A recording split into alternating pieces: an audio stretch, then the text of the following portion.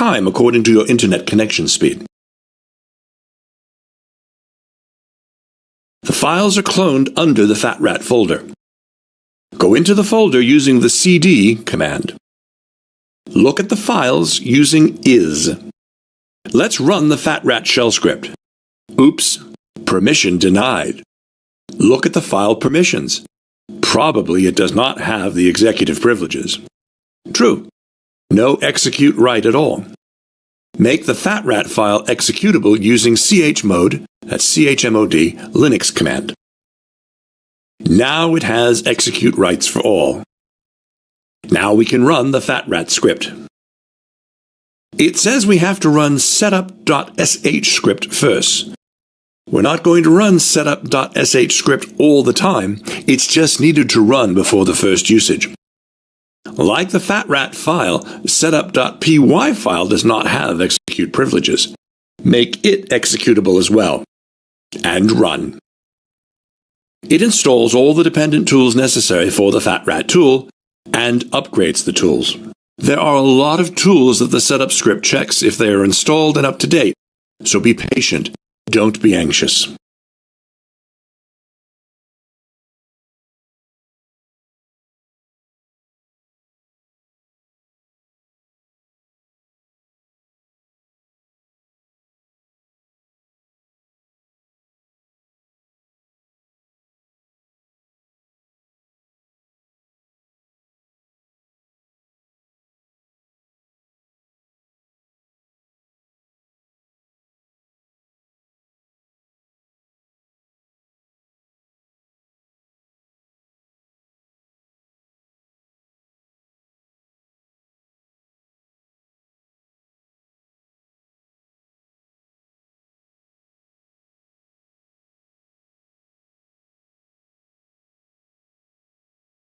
Installing tool dependencies. Updating Kali repo.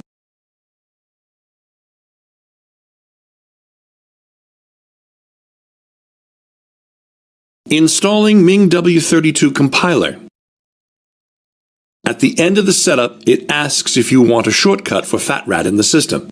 That means the setup will add FatRat into the path, so you'll be able to run it from anywhere in your terminal. Now we can run the FatRat script. It checks all the dependencies at the beginning.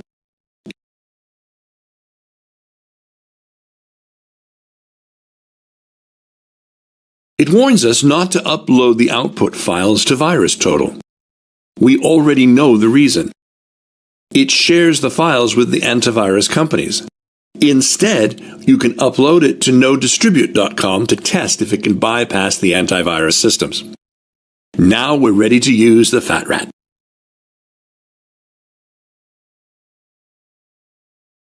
Let's try to create malware which cannot be detected by the security systems. I'd like to try to create a backdoor with the MSF Venom first. Go to the FatRat folder and run FatRat script. If you let the tool add a shortcut to the system, you don't need to go to the FatRat folder. You can run it from anywhere. It checks all dependent applications and conditions, such as internet connection, at the beginning.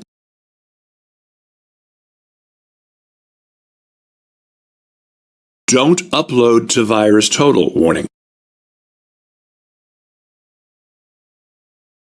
Okay, there are several different methods to create backdoors using the FatRat. You can create backdoors here using MSF Venom, Foodwin, Avoid, PWNwins, etc. In addition, you can add backdoors into the original Android APK packages. Let's create a malware with a backdoor using the MSF Venom in this example. Type 1 and hit Enter into the main menu.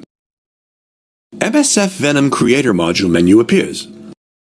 Now, since our victim's machine's operating system is Windows, I chose here the second option in this menu. It first gives me the IP information of my local machine, then asks for the listener IP address. Thanks for the kindness. Since I use this machine as the listener, I enter its IP address. Asking for the listener port, I'll choose 5555 for this time. Now it wants me to enter the base name for the output files that the tool is going to generate. While trying to find the correct payload and malware, you may need to try a lot of different options. So to be able to recognize which file I generate for this time, I use the day of the month and the time in file names. For this example, since today is the first day of the month and it's 2255, I use 01-22-55 as the file name base. Next step is to choose the payload. Let's choose Windows/meterpreter/reverse_TCP, number 3. It uses almost all facilities of MSF Venom. It encodes the payload with 10 iterations, with Shikata_GA_NAI encoding method first, then encodes with another method 8 times, and 3 other encodings follow. The malicious executable was created. It's in the output folder under the FatRat folder. Now, let's go to the victim machine and transfer the file using WinSCP. Connect to your Kali machine.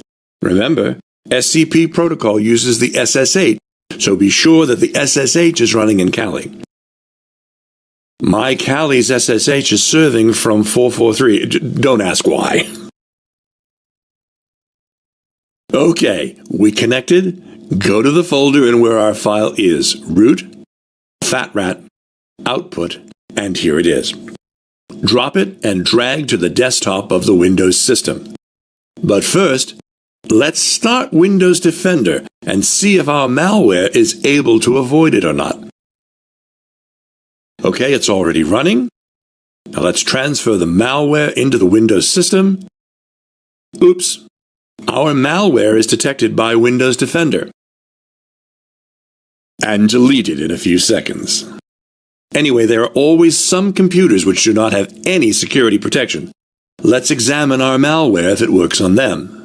Go to Settings, Administrator pane, and uncheck the Turn on this app checkbox to disable Windows Defender, and press Save Changes. Now, drag the malware again and drop into the desktop.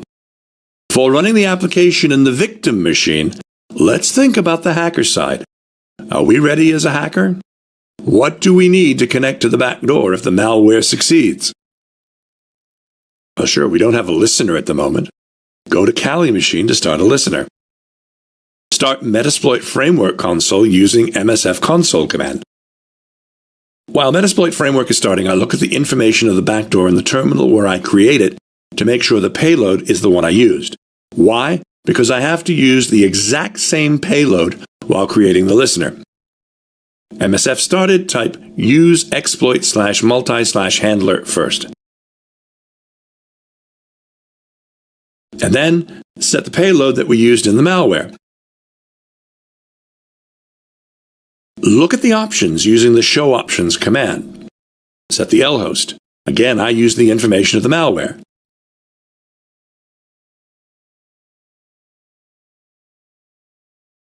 Set the port, which was 5555 on my malware. Now type exploit to start the handler.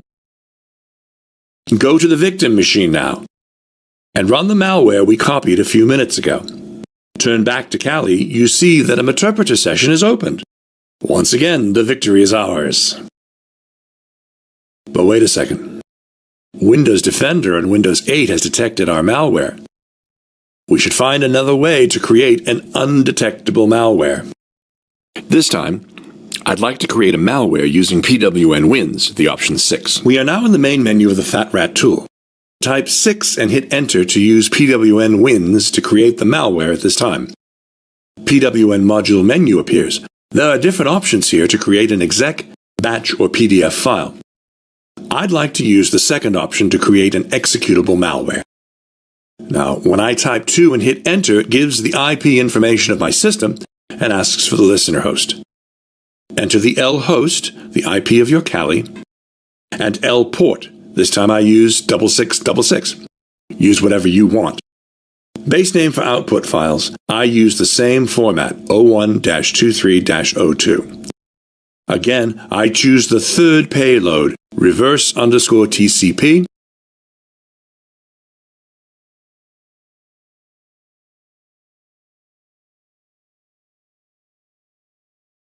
The backdoor is saved to the output folder.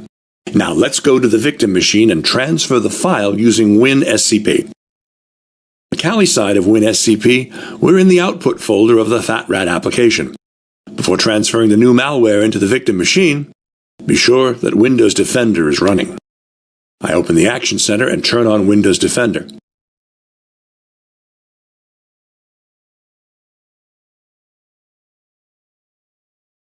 Okay, it's running. I can transfer our new malware now.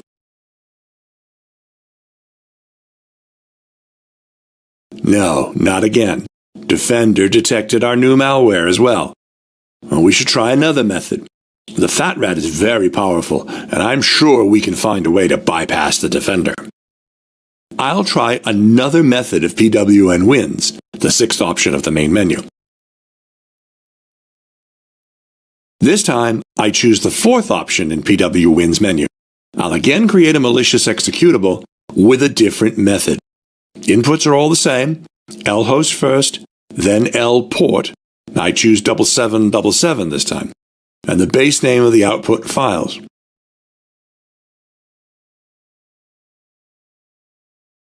I chose the reverse TCP as the payload, the third option.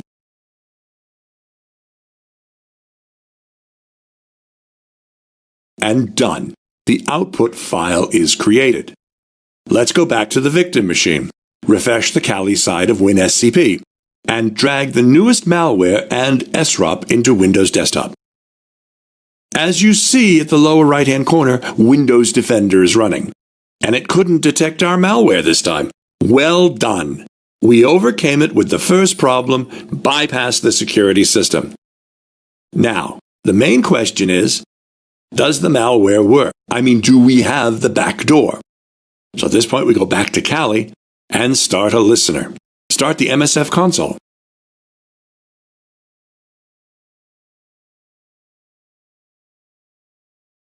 Type use exploit /multi/handler to use the handler. Set the payload, the same one we used in the malware. To be sure, I prefer to copy the payload from the FatRat terminal and paste it. Set lhost, the IP address of Kali, and lport. Remember, that was 7777.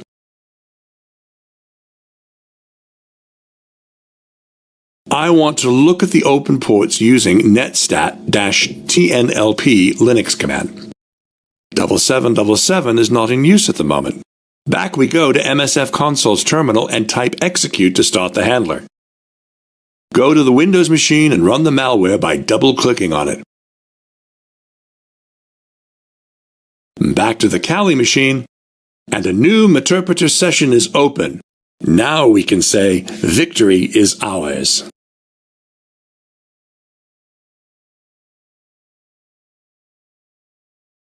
You may face some problems while installing a new tool. I'd like to show you what to do simply on an example case that I faced during the installation of the FatRat tool. When I installed and ran the FatRat, it gave an error message and I couldn't run the tool. Looking at the logs of the FatRat, I saw the error message that says no module named names. Honestly, I have no idea what that is. I opened the Google and typed the FatRat no module named names. Clicked the first link, which was the issues page of the GitHub account of the FatRat. I did what the Peterpt said and overcame the problem. Embedding malware into the documents. It's very common for malicious software to be embedded in a widely used document, such as a PDF or Office document. Let's look and see what Metasploit Framework has for this purpose. In MSF Shell, and you already know how to open the MSF Shell, simply type MSF console in the terminal screen of Kali. If you search for Adobe in PDF words, you see that Metasploit Framework has 2 exploits to embed a malware into a PDF file. And thankfully, the ranks of the exploits are excellent, which means they will work very good and stable in the ideal circumstances. Of course, you need an appropriate payload for the exploit. When you look at the options of the exploit using show options command, you see that the target of the exploit is Adobe Reader with versions 8 or 9, which is running Windows XP, Vista, or 7. When you gather information about the target company, you'll probably find this information: which operating systems are used, which readers are preferred, which versions are used, etc. Suppose that you don't have any clue that the target operating systems and/or readers are used in this company.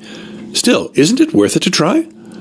Now is the question: can you find any device running an old version of operating system and an old version of the reader? The answer is of course. Do you remember the WannaCry ransomware attacks? The attack affected more than 300,000 computers across 150 countries, including the UK's NHS health systems. The malware was using a vulnerability where Microsoft had already released a patch for it 2 months before the WannaCry attack. But the attack affected hundreds of thousands of computers because they are always out of date. If you can find a few machines that fit these conditions, it might be enough for you to hack the entire company. The next step is to set the options. Set the template PDF file in file name. If you don't, Metasploit Framework will use its own template. Set the output PDF file name. If you don't, Metasploit Framework will name it as evil.pdf. Now set the options of the payload you choose. If you choose a reverse HTTPS interpreter payload like me, set the IP address of the listener, lhost. Set the listener port if you don't want to use the default one, lport. And when you're finished setting your options, you can use exploit or run commands to generate the file. Now you must bring the file and computer users, victims, together. Send the file in a phishing email. Copy the file in flash drives and give them as gifts. Write the file in CDs and spread them in the company if you can, etc. By merging a malicious PDF with another arbitrary PDF file, you can make it more difficult for antiviruses to recognize it.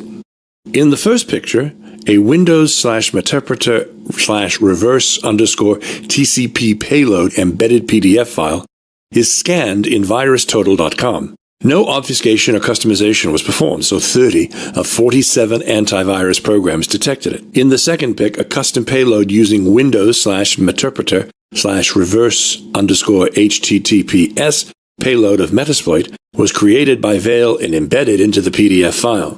17 of 47 antivirus programs detected the malware. In the third picture, the document used in the second picture was merged with a clean PDF file.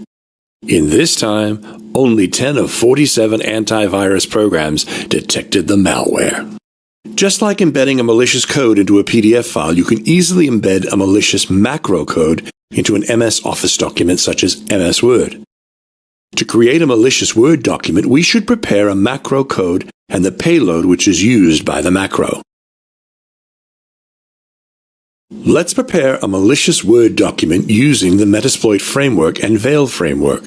The steps of this example will be creating a malicious executable, converting the malware into a macro code which is ready to be embedded into an Office document, creating the Office document, embedding the script code as a macro, and concatenating the payload as text.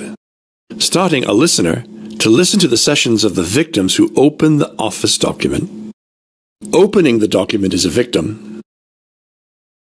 Collecting the session as the attacker. Now let's do it. First, create a malicious executable using Veil. I'll take it faster now because we've already done this before. To remember, please refer to our Creating Custom Payloads with Veil lecture. Choose List in the main menu. Type Use One to use Evasion tool. Type List to list available payloads. Let's use payload 27. Setting the listener host is enough at the minimum.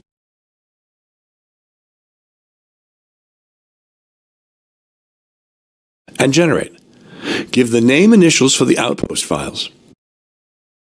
Choose the executable creation method.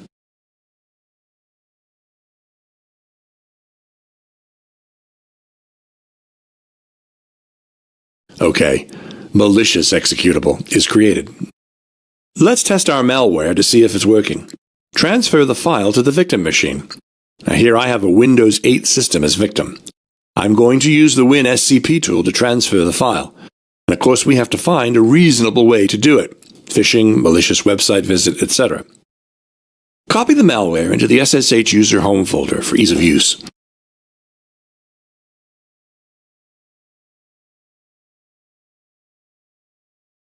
Run WinSCP, connect to the Kali machine,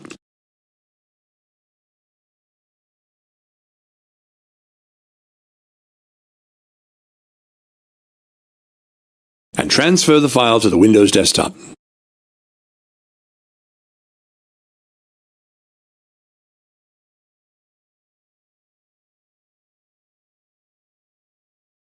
Start a handler to collect the session. Go to Kali and start the MSF console with the -r parameter and use the RC file produced by Veil.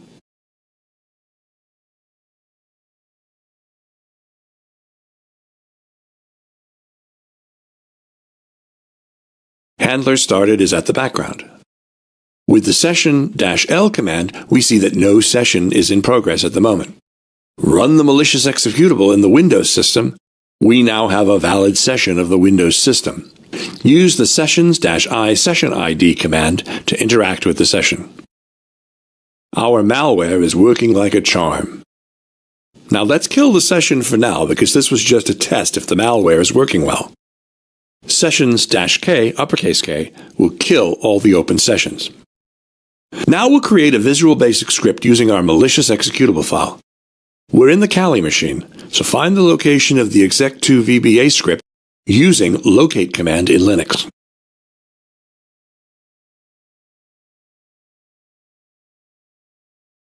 Go to the folder.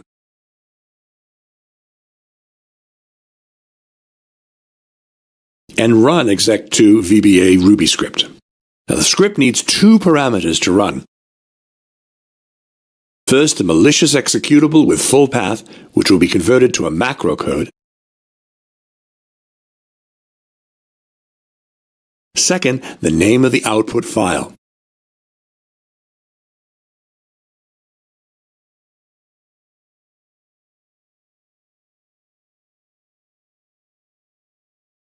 The script is created. Now is the time to create the malware embedded Word document. Go to the Windows machine, which is the system of the victim, and transfer the micro file using WinSCP. Let's open the .vba file using a notepad. Now, I'm using Notepad++ for this purpose because the .vba file is a bit big and Notepad++ has a much better memory management than the native Notepad application in Windows. There are two parts in the .vba file. The first part is a macro code. The second part is the payload that will be used by the macro to create the meterpreter session. Now start using MS Word and create a new Word document. By the way, do you wonder why I use Windows 8 and Office 2013? Because I have their licenses and no others.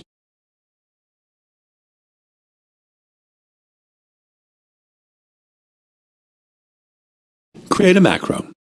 Under View tab, select Macros, View Macros, give a name, and click the Create button. I'm using the Word application of Office 2013. If you use a different version, your menus might differ. Please Google it to find the location. Open our .vba file and copy the macro code part and paste it into macro code page.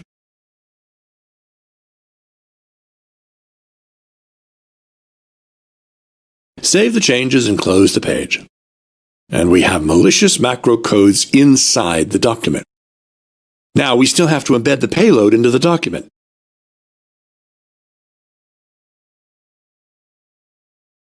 Go to the .vba file, copy payload data part,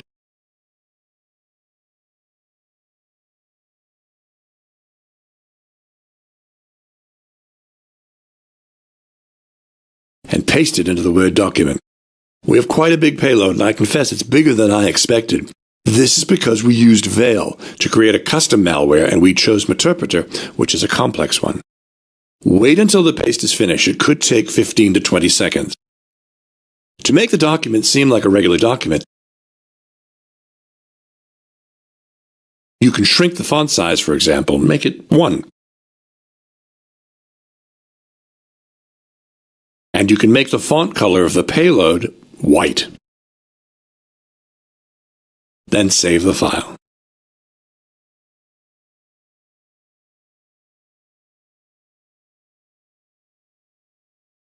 To succeed in this attack, MS Word application has to be configured to run macro codes. In MS Word, all macros are disabled by default, so you have to convince the victim to enable the macros as well. In File menu, select Options. Select Trust Center. Click Trust Center Settings button and tick Enable All Macros option. Click OK at the lower right corner. Now we have a macro-enabled MS Word. Be sure the handler is running at the moment. Open the Word document we created. It may take some time because the document is a big one.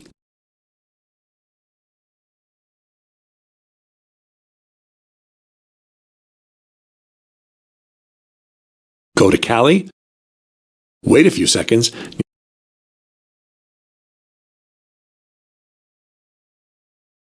You'll have a new session for the victim system. Congratulations.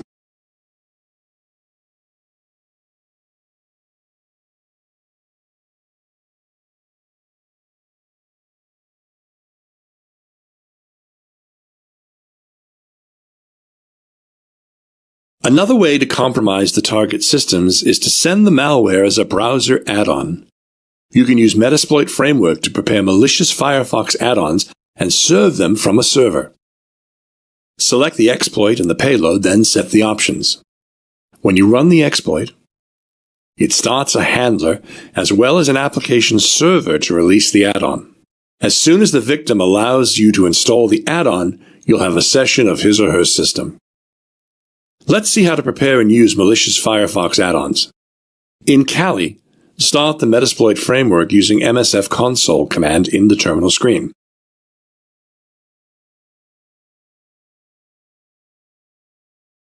If you do not necessarily know the exact name of an exploit, you can use search command to find it.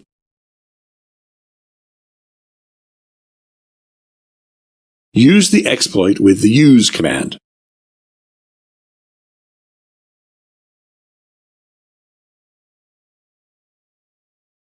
List the payloads that you can use with this exploit. Show payloads. Let's select a shell payload with a reverse TCP connection.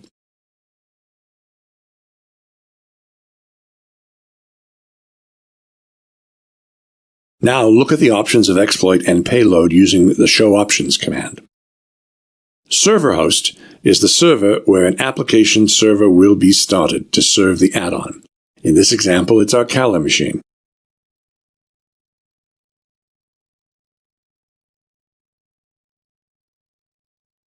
Server port is the port that the web application is served. You can choose 80, which is the default port of the HTTP protocol. URI path is the path of the payload.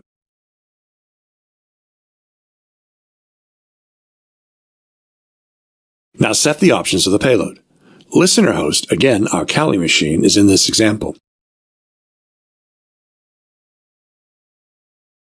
Listener port is 4444 by default. You can change it if you want. Now we are ready to run the exploit. When you run the exploit, a reverse TCP handler on port 4444 and an application server serves on port 8080 is started. Let's test if the application is alive. Copy the URL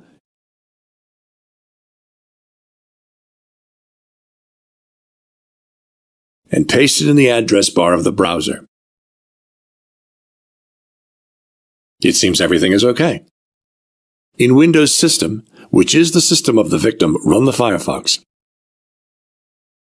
This is the Firefox version 57. Now we're going to send a phishing email which contains a link to the add-on we prepared. In this example, I used the yopmail.com service to send the phishing email to the victim. Yopmail is the disposable email address service which does not require a sign-up and provides access to any email address in the form of any name you want at yopmail.com. In the attacker system, Kali, prepare the phishing email and send it to the victim.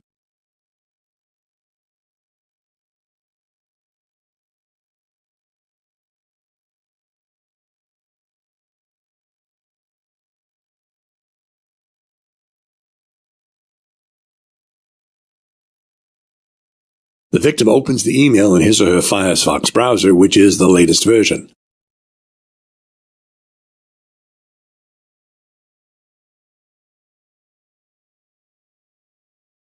When the victim clicks the link, a warning message which says, "Firefox prevented this site from asking you to install software on your system," appears.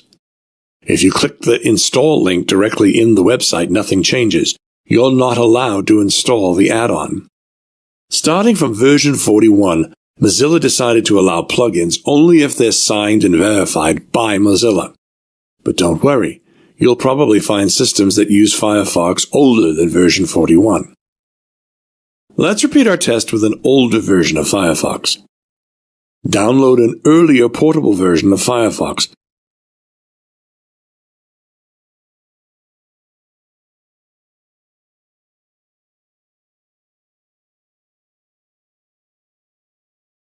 I chose version 46 for this example. Install it and run.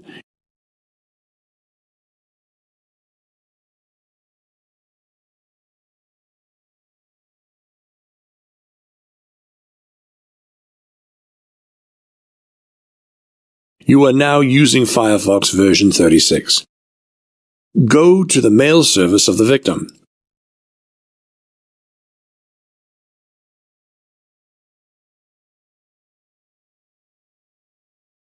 When you click the link, Firefox again prevents the site to ask to install software.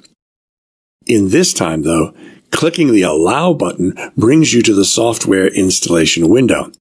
Click the Install Now button, you see the message that the installation is successful. Go to the listener now, which is our Kali machine. Looking at the listener terminal windows, you see that a session on the victim's computer is open. Go to the session using session-i-session-id command. Now, because we used a shell payload, we have a shell session at this time, not a interpreter session. And we can use all the commands of the victim's computer. Since it's a Windows system, we can use Windows commands right now. Directory to list the files of the current folder. Who am I to see the active user. ipconfig to see the IP addresses, etc.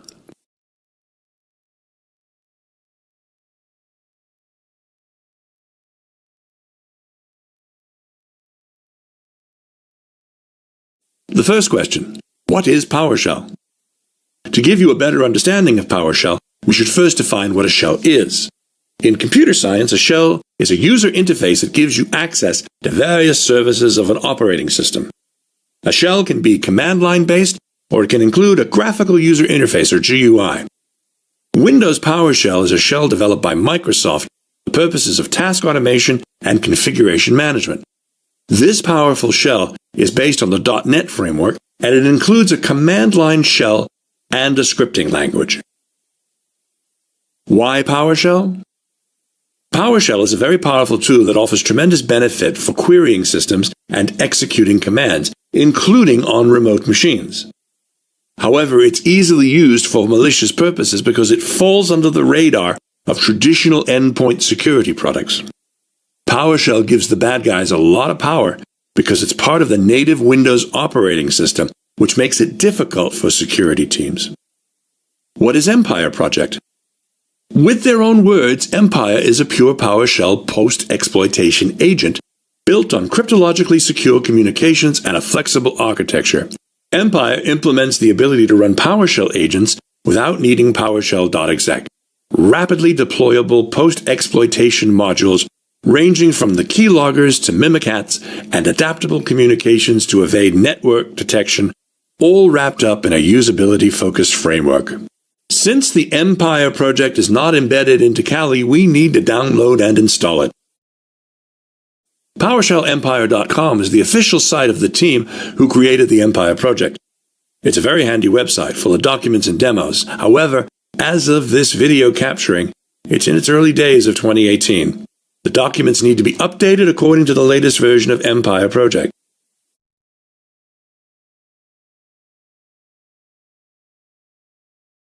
The link at the bottom of the homepage, Get Empire, brings you to the GitHub page of Empire Project. I recommend you read the README section of the page for details. From the clone or download buttons at the upper right, copy the URL to clone the project. Open a terminal window, write git clone, paste the URL, and hit enter.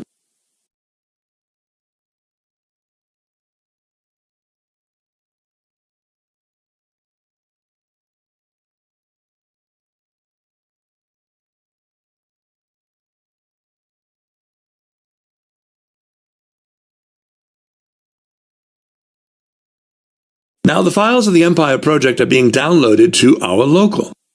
When the download finishes, go to the Setup folder under the Project folder, Empire, using cd linux command. Run /install.sh. The project and all the required packages are being installed in this moment. Be patient. It could take a few minutes.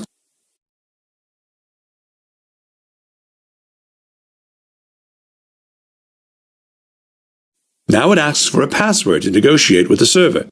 You can enter a password, or if you hit enter directly, it'll generate a random password for you. As soon as you hit enter, the setup is complete. Now use the cd linux command to go back to the project home folder. And type /empire to start the tool. Welcome to the Empire. Let's see the Empire in action. Empire has its own shell-like command line interface.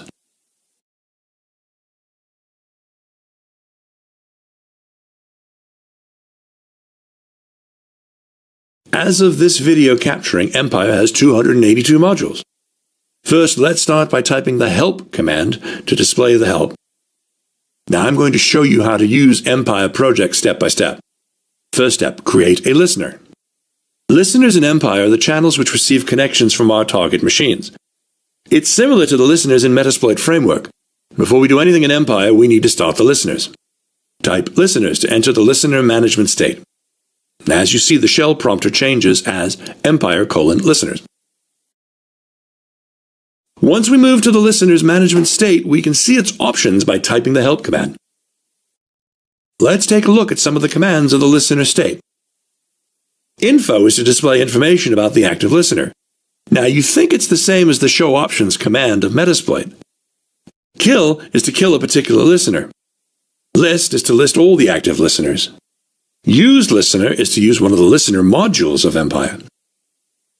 Use stager is to use one of the available stagers. We'll see that on the next step. Let us now look at how to start a listener module in Empire.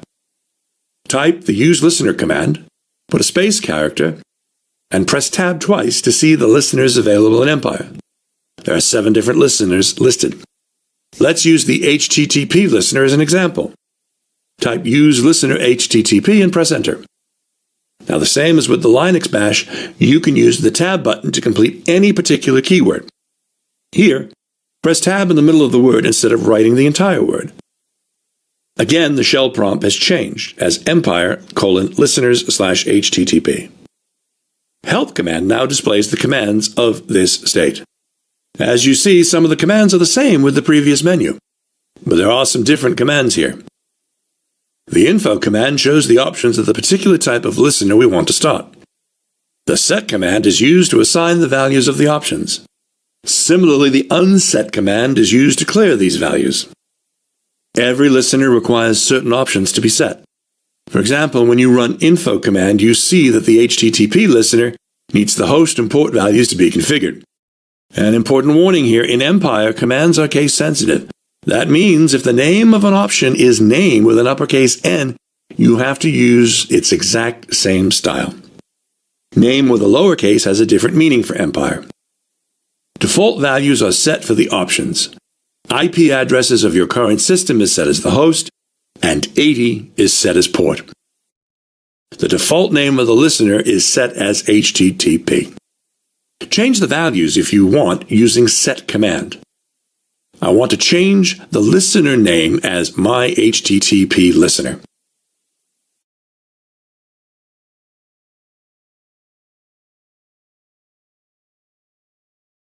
When all options are set, we can start the listener using the execute command. When we go back to the main menu using the main command or back command twice, we see that we have now one active listener. The second step is using stagers. Now, in here it's better to explain the stager and stage concepts of the exploitation world. Stagers set up a network connection between the attacker and the victim and are designed to be small and reliable. Stages are payload components that are downloaded by stager modules. The various payload stages provide advanced features with no size limits such as interpreter, VNC, injection, or shell. Stagers in Empire are used to set the stage for the post-exploitation activities. They're similar to payloads, which are used to create a connection back to Empire. Type use stager, put a space character, and press tab twice to see all of the available stagers. Let's start the launcher stager as an example. A stager will generate a command ready to launch in command line terminal CMD. Type use stager multi/launcher command to load the stager. Shell prompter changes as the name of the stager we chose. If you type help now, you see the commands of the stager state. Use generate or execute to generate a stager. Set and unset to set and unset values to particular options. Interact to interact with a particular agent which is normally used when there are multiple listeners. Type info to see the information about the stager and the options to be set. Now let's set the options to be able to generate the stager. We need to set a listener in order for the stagers to be able to communicate with Empire. In the last step, we already created a listener. Let us set this listener for our launcher stager. Type set listener my HTTP listener for this purpose. If you gave another name to your listener, use that instead of my HTTP listener. And once again, don't forget that Empire is case sensitive. Leave the other options as default for now. Run execute or generate command to generate the stager. The stager has created a command ready to be launched in the command line terminal. The third step, using agents. When we set the stager to our target system and the machine engages with it, we get a reverse connection back. This is known as an agent. In our example, let's run the generated command into the victim's command line terminal window. Now, there are a few different methods to start a terminal screen in Windows OS. You can press Windows plus R to start the Run dialog box, type Command in the dialog box, and hit Enter. Or you can type Command CMD in Windows Start menu. Windows will find you the tool. Or you can try to find the Command Prompt tool inside the All Applications menu, which I honestly don't remember. Copy the generated command, paste it in the command prompt of the victim's system. Command prompt disappears when the command is executed. Go back to Kali. As you can see, we have a new agent. Type main to go back to the main screen of Empire. We see that we have an agent. Type agents to go to agents. Use interact command with the agent ID. You're now in a session of the victim system. Type help to see the commands you can use.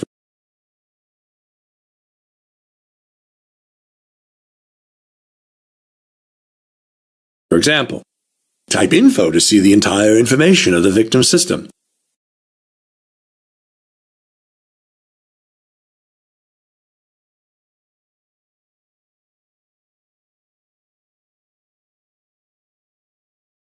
Or type SC to take a screenshot, etc.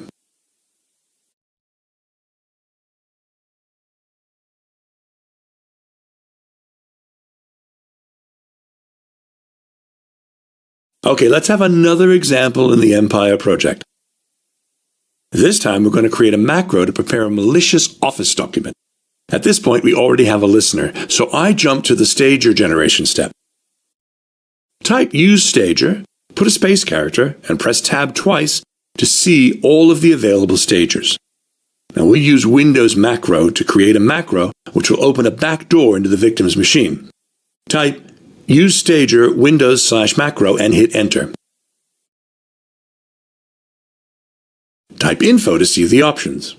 We have to set the listener.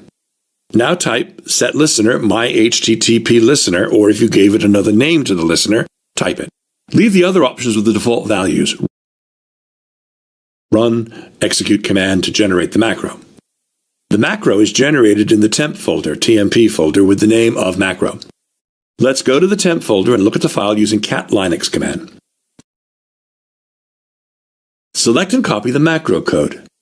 Now it's time to create the malicious Office file using this macro code. We're now in a Windows system. I'm going to create a Word document.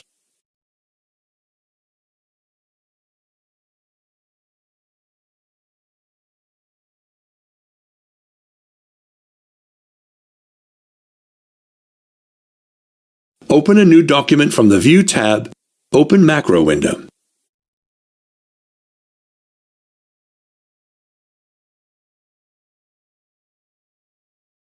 Paste the macro code that we copied in Kali. Save and close the macro window. If the macro code is not in the clipboard of your victim Windows machine, if you cannot paste the macro code in Windows system, copy-paste action may not be allowed by your virtualization platform, VMware, VirtualBox, etc. Don't worry, there are lots of ways to bring the macro code in. For example, you may change the configuration of your virtualization environment to allow copy-paste between the virtual machines. Another method is sending the code to yourself in an email, so you can open the email in the victim's machine and copy the macro code.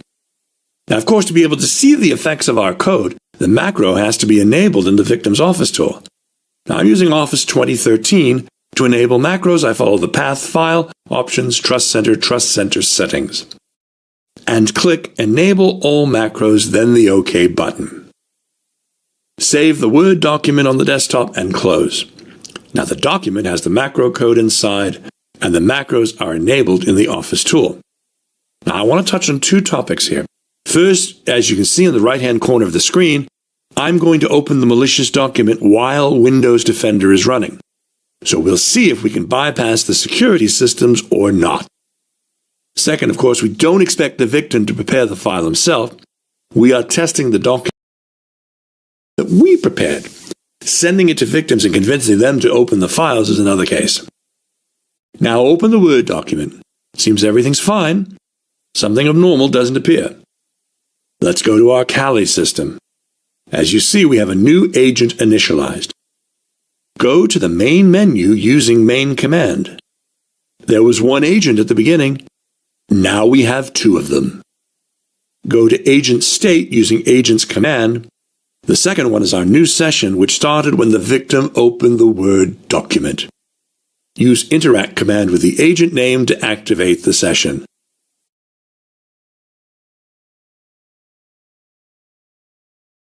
Now, the victim machine is in your hands.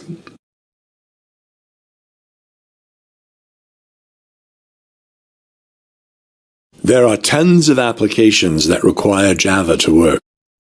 This is why Java Runtime Environment is installed on almost every computer. According to Oracle, 97% of enterprise desktops run Java. 89% of desktops or computers in the USA run Java. 3 billion mobile phones run Java. 100% of Blu-ray disc players ship with Java. And 125 million TV devices run Java. In the 2010s, there were several numbers of exploitable Java vulnerabilities found. Most of them were allowing the attackers to execute remote codes in the victim's systems. Because almost every IT system has Java, and several critical zero-day vulnerabilities have been found in the recent years, exploiting Java vulnerabilities on the client side is quite popular. When you search for Java in Metasploit framework, you find a lot of exploit written for Java vulnerabilities. Some of them are seen in the slide. Let's see one of them in detail. The exploit module displayed in the slide abuses the JMX classes from a Java applet to run arbitrary Java code.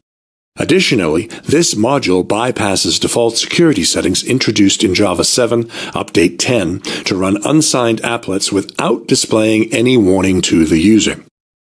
To use the exploit, run use command with the full exploit name. Set the options of the exploit and run it using exploit or run command. Same as the Firefox add-on exploit, it starts to serve an application on the server SRV host at the port SRV port with a path given in the URI path option. At the same time, it starts a reverse TCP handler to collect the captured session on the same system with SRV host at the port 4444. Did you notice that we didn't set a payload for the exploit? By default, the exploit uses Java/interpreter/reverse_TCP payload.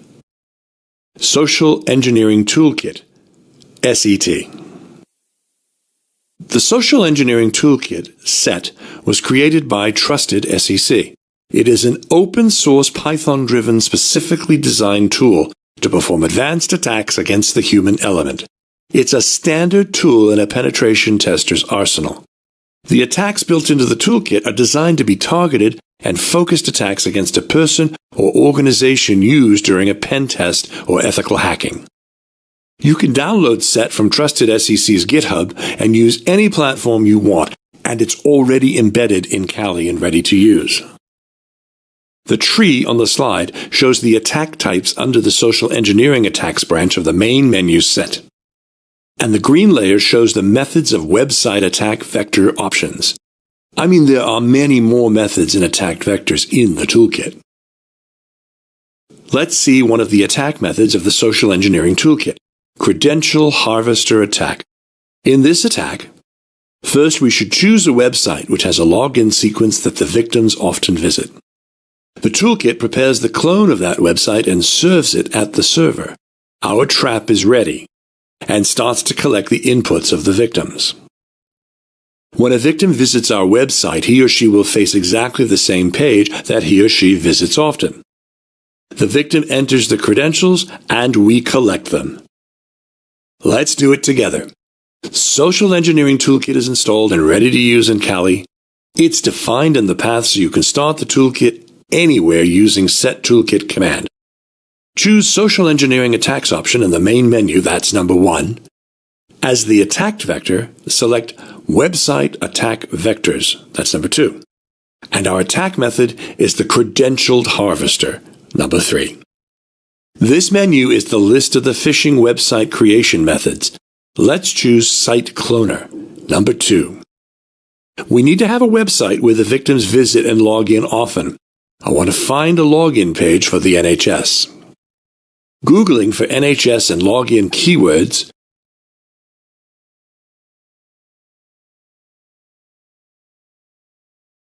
email.nhs.net seems good. Post back IP address is used for what IP the server will post to. Now this is the URL to clone. I use email.nhs.net. The version of the toolkit I use is 7.6.1, and when I want to clone a website, I get a zip importer error and the method does not continue. When I Google the error message, I found a solution for this problem in the Issues section of the GitHub page on the Social Engineering Toolkit. Go to /etc/ctoolkit/set.config file.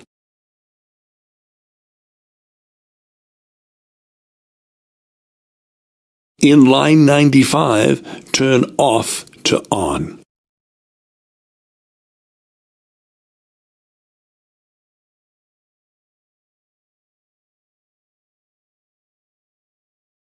And save the file before closing. Now run the SE toolkit again. Follow the menus again, 1, 2, 3, 2. Enter the IP address of our Kali machine as post-back IP address. Enter email.nhs.net as the URL to clone. The same error message is here again, but now the program continues and asks for starting Apache's server if it's not running at the moment. Answer Y for yes. And the trap is ready. The site's cloned, Apache's server is started, and the credential harvester is listening to the inputs now. As the victim, when we visit the malicious website,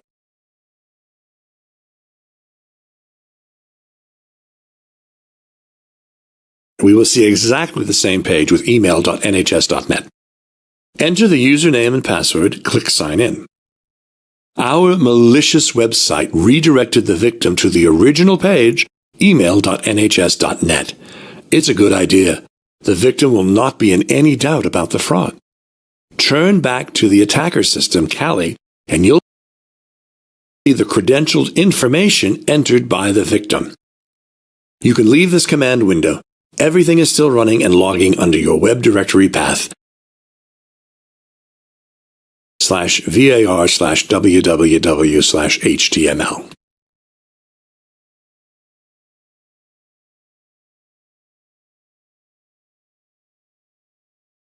To make the credential harvester attack more realistic, you can use some tricks.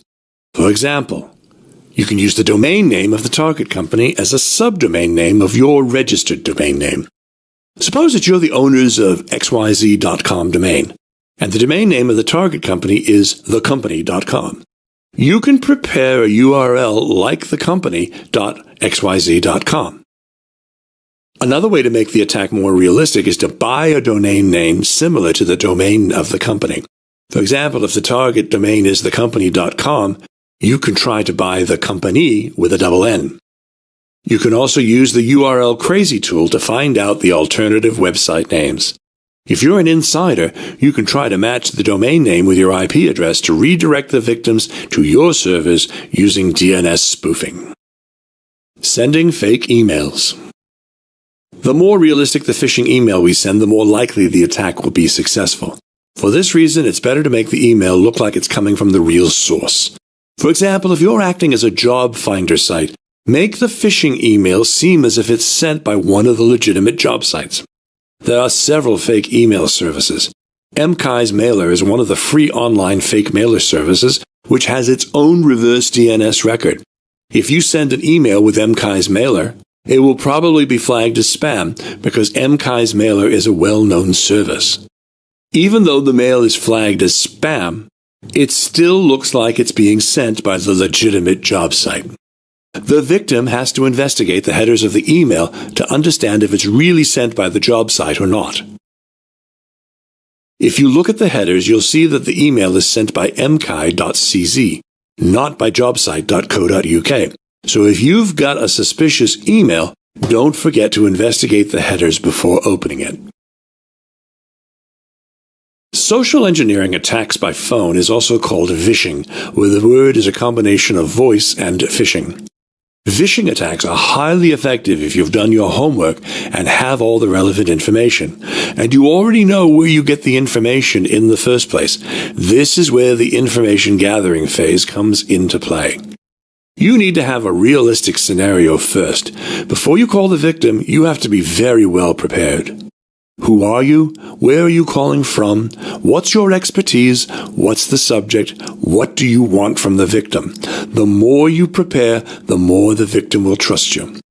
There are some tricks to being more realistic. For example, if you're in the role of a call center staff, it's better to have a background voice as if some other staff are talking with other customers or clients. It's a very effective way to frighten the victim.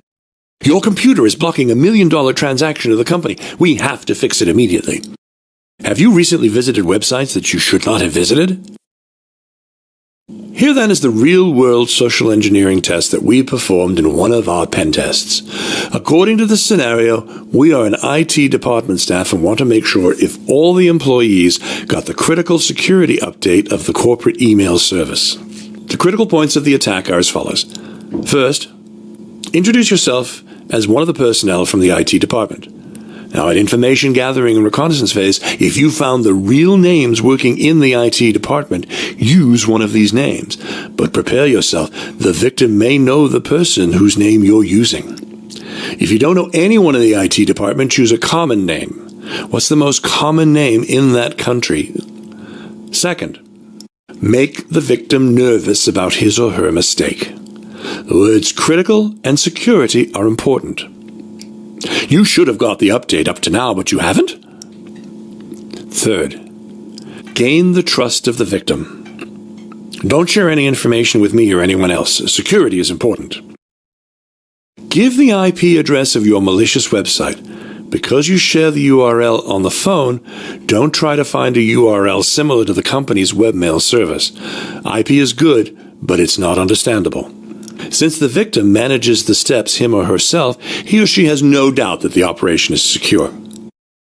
The victim visits our website, which looks like the webmail service of the company, and downloads our backdoor as the security patch. The success rate of this test was 90%. In this course, you learned the terminologies and definitions of social engineering, basic social engineering techniques, social engineering types and the steps of the social engineering tests, how to bypass security measures, how to create malware, how to create custom payloads to use inside the malware, how to embed the malicious code into the documents, the social engineering toolkit, and social engineering via phone, also known as Vishing. Now, we do have some prerequisites for conducting Wi-Fi security tests, like having some hardware. But don't worry, these aren't expensive tools. It'll be enough to have a PC and a Wi-Fi USB adapter to complete this training. Now, the most important thing to watch out for when buying a USB Wi-Fi adapter is that it has monitor mode and allows you to inject packets. Now, based on our experience, we can say that the chipset of most of the Wi-Fi USB adapters sold on the market do not have these features. You can use one of the Wi-Fi adapters listed in the table during the tests. So in fact, we use the TP-Link TLWN722N high-gain wireless USB adapter as our hardware throughout the course. The TP-Link high-gain wireless USB adapter allows you to connect a computer to a wireless network and access a high-speed internet connection. It provides wireless speeds of up to 150 megabits per second. It is compliant with IEEE 802.11n and gives you a more robust wireless signal than existing wireless 802.11g technology can provide. It has the ability to reduce data loss over long distances and through obstacles in a small office or large apartment. And it automatically avoids channel conflicts using its clear channel assessment technology, and this is greatly enhancing our wireless performance. It also supports WPA, WPA2, as well as WEP encryptions to protect the wireless network efficiently. So to get better signal performance, the adapter's 4 dBi high-gain external antenna can be rotated and adjusted in different directions to fit various environments. The adapter has a quick security setup that allows you to almost instantly set up your security. Just by pressing the QSS button, it'll establish a WPA2 secure connection. So I'll use the TP-Link Wi-Fi adapter in this course, but of course there are other hardware and wireless auditing platforms for Wi-Fi pen testing that you can use for the course, like Pineapple and Fruity Wi-Fi. The Wi-Fi Pineapple is a piece of hardware that was originally created for network penetration testing. Wi-Fi Pineapple allows pen testers to perform targeted man-in-the-middle attacks, advanced discovery, credential gathering, open source intelligence gathering, and more with a web interface. Now, Fruity Wi-Fi is an open-source tool to audit wireless networks. It allows the user to deploy advanced attacks by directly using the web interface or by sending messages to it. Initially, the application was created to be used with Raspberry Pi, but it can also be installed on any Debian-based system. Now, I am true to my word when I say that I'll be using lots of tools for attacking Wi-Fi networks. You might be familiar with some of these as they are the most often used. Some of them are the more advanced tools for Wi-Fi pen testing.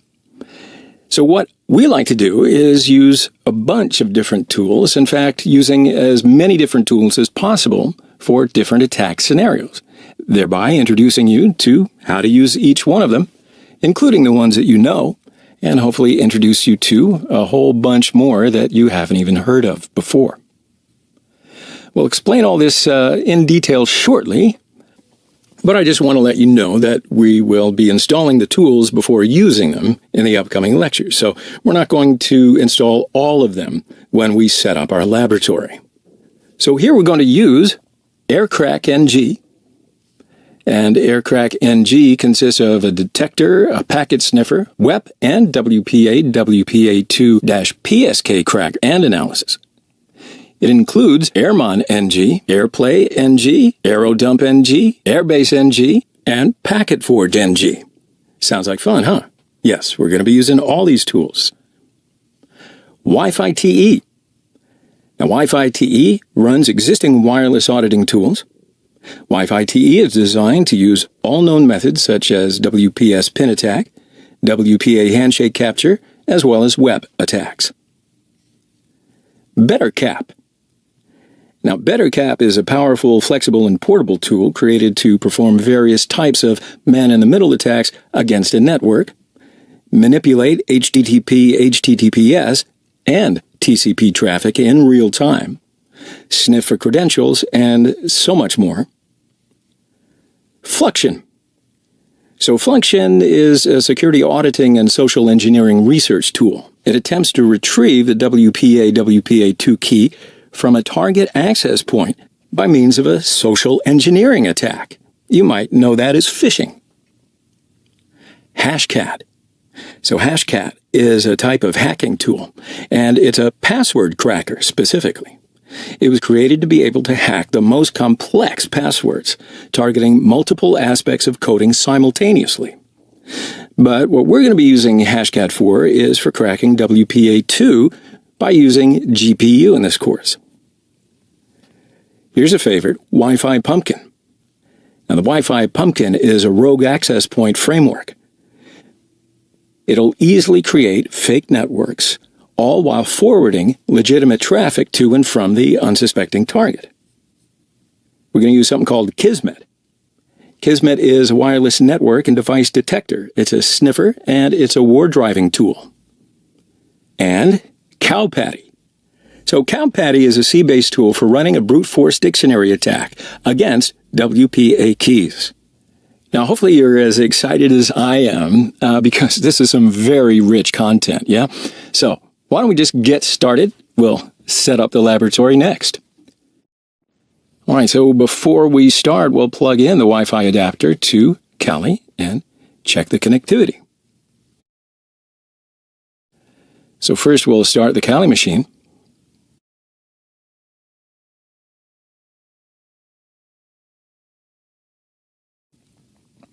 Log in with default credentials, Kali and Kali. Now plug in the Wi-Fi adapter to the host machine. So let's look at the devices on the top left menu. And there are Wi-Fi adapters and my USB converter on the list. So click the name of the Wi-Fi adapter to connect the virtual machine. And now let's double check on the terminal screen with the LUSB command. And sure, the adapter is there, but the adapter's light is still not on. I don't know if you notice that. So I will run the iwconfig command. Now it's similar to ifconfig, but it is dedicated to wireless interfaces. So it's used to display and set the parameters of the wireless network interface. But you see that there is no wireless network interface here. So in order for VirtualBox to recognize our USB devices, that means that we've got to add the user to the VirtualBox users group. So why don't we go ahead and list the groups that my user belongs to. Groups $user, and there is no VirtualBox user group here. Sudo user mode -a-g vbox users Kali. And if there is no group named VirtualBox users, why don't we create it? Sudo add group vbox users. So now we can add the user to this group. Okay, so now let's go back and look at the groups again. All right, you see how that works. Now we've got to reboot the machine, but I'll shut down just to adjust the USB settings. So let's go to the settings of Kali, click Ports and USB. Now naturally there's a more permanent solution that captures the device as soon as it's inserted into the host. So while the Wi-Fi adapter is plugged in, we can create USB device filters for each device. So I'll create new filters for my Wi-Fi adapter and MacBook USB connector device. Click OK. Now unplug the Wi-Fi adapter and start up Kali again.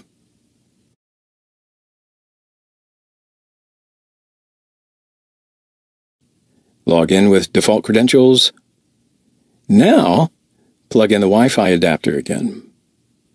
Let's have a look at the devices. And yeah, the devices are still there. But I will also check with LSUSB and IWconfig again.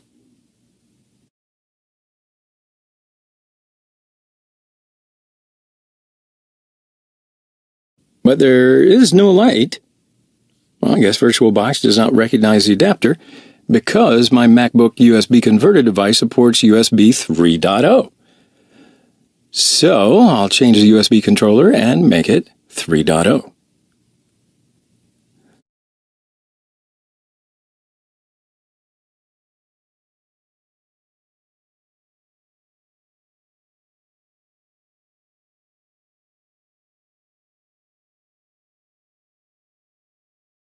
Okay, so finally the light is on and VirtualBox recognizes the wireless interface.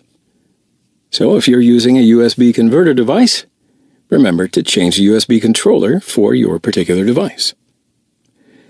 Now, if you're using VMware, these steps are pretty easy. First, start the Kali machine. Log in with the default credentials, Kali and Kali. Now plug in the Wi-Fi adapter to the host machine. VMware asks for your choice to connect the adapter. Select Connect to Linux. Then open the terminal screen. First, we'll switch the user to root with sudo su-. Do not write sudo for every command that requires root privileges, right? All right, so let's run lsusb, and that'll display the information about the USB buses as well as the devices connected to Kali. And sure enough, here is our Wi-Fi adapter. So now let's run the IWconfig command. WLAN 0 is the name of the first wireless network interface on the system, and it displays the details of our Wi-Fi adapter. Great, so we see detailed information about the concepts here in the next lecture, so don't worry about it now. But we will look at the connected USB devices in VMware settings. So let's go to the toolbar. Click the settings icon and select USB and Bluetooth. And here you'll find a list of connected USB devices. And you can also see them here to make sure your device is connected. IEEE 802.11. So the IEEE is an acronym for Institute of Electrical and Electronics Engineers. It was formed way back in 1963. Now, they're a group of scientists, engineers, and allied professionals who together are the leading authority in aerospace, telecommunications, biomedical engineering, electrical power, etc., etc. The IEEE is separated, however, into various committees. So the 802 committee develops local area network, or LAN standards, as well as Metropolitan Area Network Standards, or MAN standards. The IEEE 802.11 is a set of wireless LAN standards developed by the IEEE Working Group 11 in 1997. The 802.11 family consists of a series of standards and amendments, but I'll explain the main and the widely accepted ones. So first we have the original IEEE 802.11 standard released in 1997, and it defined the rates of 1 or 2 megabits per second on 2.4 gigahertz band. Then 802.11b standards were created in 1999. It'll provide 5.5 and 11 megabits per second rates on the 2.4 gigahertz band. Now come on, they're only just getting started. The IEEE 802.11a, that was released around the same time as 802.11b. 802.11a uses the 5 gigahertz band. Now, the 5 gigahertz band has way more channels that are available, and they do not overlap like those in the 2.4 gigahertz band. So then, moving through 2003, IEEE 802.11g was introduced and extended throughput to up to 54 megabits per second using the same bandwidth as 802.11b. And it just so happens it's backward compatible with IEEE 802.11b. Now, IEEE 802.11i is an amendment to the original IEEE 802.11, It implemented Wi-Fi Protected Access 2, or WPA2, released in 2004. So the standard specifies security mechanisms for wireless networks. Then they were able to deprecate the Wired Equivalent Privacy, or WEP, because it had security vulnerabilities. So then in 2004, work began on IEEE 802.11n, and that increased transfer speeds and provided more range on 2.4 gigahertz and 5 gigahertz networks. So that brings us to 2009, when the final release of 802.11n was completed. So IEEE 802.11n is an amendment, and it builds on previous 802.11 standards by adding multiple input, multiple output, or MIMO, right? MIMO is a form of antenna technology that uses multiple antennas to enable signals traveling via different paths as a result of reflections and all the other types of interference. They can be now separated, and their capability is used to improve the data throughput and or the signal-to-noise ratio, thereby improving system performance. Now, some of the basic terminologies, these are going to be very important for us to understand the following lectures, so I just want to make sure that we're on a basically same page, right? Because you're going to hear these concepts in any resource about Wi-Fi networking, and of course, throughout this course. Now, if you already know the basic terminology, sure, you can go ahead and skip to the next lecture. So an access point, an AP. This is a device that serves as a central wireless connection point for a Wi-Fi network. The Service Set Identifier, or SSID.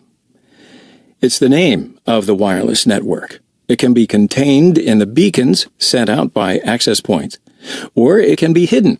So the clients who wish to associate must first know the name of the network first, right? So early security guidance was to hide the SSID of your network, but modern networking tools can detect the SSID simply by watching for legitimate client association, because SSIDs are transmitted in clear text. BSSID, Basic Service Set Identifier. It's a unique address that identifies the access point or hub that creates the wireless network. The Extended Service Set Identifier, or ESSID, it's the name of the wireless network and is used by all APs that provide access to the same infrastructure in an extended service set. It can be advertised by APs and their beacons, or suppressed so that clients must know the ESSID before associating with an AP. Roaming.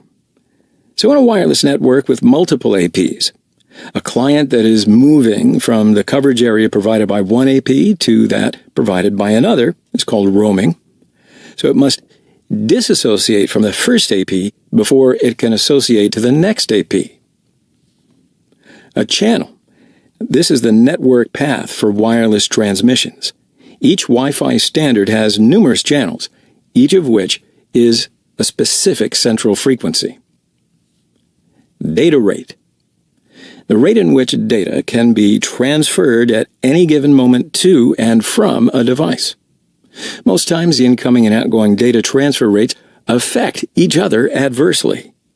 For example, if you're uploading a video while loading a web page, the web page will load slower than usual due to the upload usage. A beacon is transmitted by an AP 10 times per second, and it advertises the existence of the AP on a particular channel or channels. It includes information needed by clients to associate, as well as it may include the ESSID, the supported channels, as well as data rates, and whether it's open or requires authentication. Now, decibels can also be used to describe antenna power levels. A decibel is the basic unit of measurement used in Wi-Fi radio signals. dB specifies the difference or ratio between the two signal levels, and is used to describe the effect of system devices on signal strength. So a dBm is the dB value compared to 1 milliwatt of power. For example, if the signal power is 100 milliwatts and the reference is 1 milliwatt, the value of the decibel becomes 20 relative to a milliwatt. Make sense? So our TP-Link adapter's antenna has 4 dBi signal power. Now a suffix indicates that the reference value is often appended to the decibel symbol. The suffix is I because I refers to an isotropic antenna, which is equally sensitive to signals from all directions. The gain is a key performance number, and this combines the antenna's directivity and electrical efficiency. So on a transmitting antenna, the gain describes how well the antenna converts input power into radio waves headed in a specific direction. There are 2 main wireless operating modes: infrastructure and ad hoc. So in the case of wireless networking in infrastructure mode, you are connecting your devices using a central device, namely a wireless access point. To join the WLAN or wireless LAN, the AP and all the wireless clients are configured to use the same SSID. The AP is then cabled to the wired network to allow wireless clients to access, for example, internet connections or printers. Additional APs can be added to the wireless LAN to increase the reach of the infrastructure and support any number of wireless clients. So compare or contrast this to ad hoc mode networks. Now this makes wireless connections directly between computers. Infrastructure mode wireless networks use networking infrastructure. So in this case, infrastructure refers to switches and routers, firewalls, access points, or APs. Infrastructure mode wireless networking is the mode that you'll most often encounter in your work as a networking professional, supporting networks for clients or in a corporate or enterprise environment. At a minimum, the only network infrastructure component that is required for infrastructure mode is an access point. But if an AP is all you have no more than you would have when you're using ad hoc mode. However, most infrastructure mode applications and implementations include other components from, just traditional network infrastructures. On Linux-type operating systems, acting as a station, namely a client, is usually called managed mode, and when acting as an AP, it's usually referred to as master mode. An ad hoc network consists of at least 2 stations communicating without an AP. This mode is also called peer-to-peer mode. In an ad hoc network, one of the participating stations takes on some of the responsibilities of an AP, such as beaconing and the authentication of new clients joining the network. So in ad hoc mode, the station taking on the responsibilities of the AP does not relay packets to other nodes like an AP does. Monitor mode is not really a wireless mode, but it is essentially important in attacking wireless networks. In a nutshell, monitor mode allows a wireless card to monitor the packets that are received without any filtering. So monitor mode is essentially the promiscuous mode, if you will, equivalent for wireless. In both cases, actually, you see all the packets going across the wire or channel. Now, when using some wireless drivers, this mode allows for the sending of raw 802.11 frames. This mode is important for reading packets from the card, analyzing them, and updating the user interface as it determines new information. It doesn't transmit packets themselves. Instead, it listens to all the packets on a given channel and then analyzes those packets to see just what's going on. So if you and your neighbor share the same channel, when you put your card into monitor mode to see what's going on in your network, you're going to see their traffic as well. So why don't we go ahead and see how to enable monitor mode of the wireless network card in Kali Linux. So we'll go to the Kali machine and plug in the Wi-Fi adapter. That goes into your host machine. Open the terminal screen and switch the user to the super user. So you got to do that first. Now let's see the status of the adapter with the iwconfig command. So its mode is managed right now. So we can enable monitor mode with the script airmon-ng. So if we run this command without any parameters, it lists the status of the wireless interfaces. To enable monitor mode, run airmon ng start wlan 0. And as you can see, before enabling it, we must kill the processes of the network managers with the airmon ng check kill command. So now let's try to run the previous command again. And it doesn't work now because we killed the processes of the network interfaces. And then WLAN 0 is switched to monitor mode. All right, so let's have a look at the status again. And there it is on monitor mode.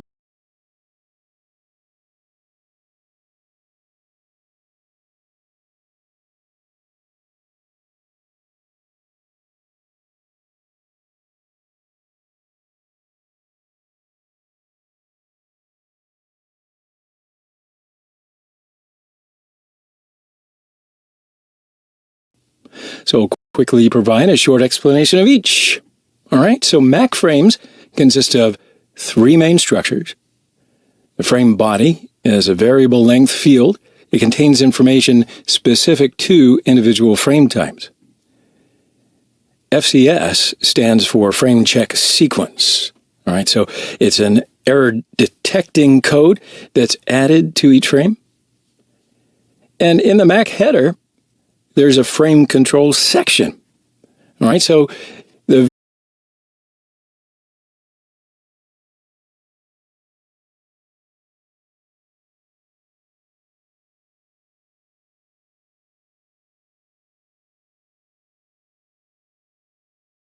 you're uploading a video while loading a web page, the web page will load slower than usual due to the upload usage. A beacon is transmitted by an AP 10 times per second, and it advertises the existence of the AP on a particular channel or channels. It includes information needed by clients to associate, as well as it may include the ESSID, the supported channels, as well as data rates, and whether it's open or requires authentication. Now, decibels can also be used to describe antenna power levels. A decibel is the basic unit of measurement used in Wi-Fi radio signals. dB specifies the difference or ratio between the two signal levels, and is used to describe the effect of system devices on signal strength. So a dBm is the dB value compared to 1 milliwatt of power. For example, if the signal power is 100 milliwatts and the reference is 1 milliwatt, the value of the decibel becomes 20 relative to a milliwatt. Make sense? So our TP-Link adapter's antenna has 4 dBi signal power. Now a suffix indicates that the reference value is often appended to the decibel symbol. The suffix is I because I refers to an isotropic antenna, which is equally sensitive to signals from all directions. The gain is a key performance number, and this combines the antenna's directivity and electrical efficiency. So in a transmitting antenna, the gain describes how well the antenna converts input power into radio waves headed in a specific direction. There are two main wireless operating modes: infrastructure and ad hoc. So in the case of wireless networking in infrastructure mode, you are connecting your devices using a central device, namely a wireless access point. To join the WLAN or wireless LAN, the AP and all the wireless clients are configured to use the same SSID. The AP is then cabled to the wired network to allow wireless clients to access, for example, internet connections or printers. Additional APs can be added to the wireless LAN to increase the reach of the infrastructure and support any number of wireless clients. So compare or contrast this to ad hoc mode networks. Now this makes wireless connections directly between computers. Infrastructure mode wireless networks use networking infrastructure. So in this case, infrastructure refers to switches and routers, firewalls, access points, or APs. Infrastructure mode wireless networking is the mode that you'll most often encounter in your work as a networking professional, supporting networks for clients or in a corporate or enterprise environment. At a minimum, the only network infrastructure component that is required for infrastructure mode is an access point. But if an AP is all you have no more than you would have when you're using ad hoc mode. However, most infrastructure mode applications and implementations include other components from, just traditional network infrastructures. On Linux-type operating systems, acting as a station, namely a client, is usually called managed mode, and when acting as an AP, it's usually referred to as master mode. An ad hoc network consists of at least two stations communicating without an AP. This mode is also called peer-to-peer mode. In an ad hoc network, one of the participating stations takes on some of the responsibilities of an AP, such as beaconing and the authentication of new clients joining the network. So in ad hoc mode, the station taking on the responsibilities of the AP does not relay packets to other nodes like an AP does. Monitor mode is not really a wireless mode, but it is essentially important in attacking wireless networks. In a nutshell, monitor mode allows a wireless card to monitor the packets that are received without any filtering. So monitor mode is essentially the promiscuous mode, if you will, equivalent for wireless. In both cases, actually, you see all the packets going across the wire or channel. Now, when using some wireless drivers, this mode allows for the sending of raw 802.11 frames. This mode is important for reading packets from the card, analyzing them, and updating the user interface as it determines new information. It doesn't transmit packets themselves. Instead, it listens to all the packets on a given channel and then analyzes those packets to see just what's going on. So if you and your neighbor share the same channel, when you put your card into monitor mode to see what's going on in your network, you're going to see their traffic as well. So why don't we go ahead and see how to enable monitor mode of the wireless network card in Kali Linux. So we'll go to the Kali machine and plug in the Wi-Fi adapter. That goes into your host machine. Open the terminal screen and switch the user to the super user. So you got to do that first. Now let's see the status of the adapter with the iwconfig command. So its mode is managed right now. So we can enable monitor mode with the script airmon-ng. So if we run this command without any parameters, it lists the status of the wireless interfaces. To enable monitor mode, run airmon-ng start WLAN 0. And as you can see, before enabling it, we must kill the processes of the network managers with the airmon-ng check kill command. So now let's try to run the previous command again. And it doesn't work now because we killed the processes of the network interfaces. And then WLAN 0 is switched to monitor mode. All right, so let's have a look at the status again. And there it is on monitor mode now. And the name WLAN 0 became WLAN 0 mon. So to disable monitor mode, just run airmon-ng stop WLAN 0 mon. And now it's changed back again. So after these steps, please note that we must restart the network manager. So service network manager start. And then finally, let's check to double ensure that the network manager is up and running. And sure enough, everything looks okay. Very cool. All right, so let's begin our journey by looking at the structure of an 802.11 MAC frame. So a MAC frame is constructed of common fields and specific fields. So I'll quickly provide a short explanation of each. All right, so MAC frames consist of three main structures. The frame body is a variable length field. It contains information specific to individual frame types. FCS stands for frame check sequence. All right, so it's an error detecting code that's added to each frame. And in the MAC header, there's a frame control section. All right, so the very first 2 octets transmitted by a station are the frame control. Protocol version. Now, this will provide the version of the 802.11 protocol used, and the value is currently 0. We also have type and subtype. These will tell you what the function of the frame actually is. So there are 3 different frame types of fields: control, data, management. There are multiple subtype fields for each frame type, and then each subtype determines the specific function to perform for its associated frame type. So to move on, to DS and from DS indicates whether the frame is going into or exiting the distribution system. Right? More frag indicates whether more fragments of the frame are to follow this one or not. Retry indicates that the frame is being retransmitted. Power management indicates whether the sending STA is in active mode or power save mode. WEP indicates whether or not the encryption and authentication are used in the frame.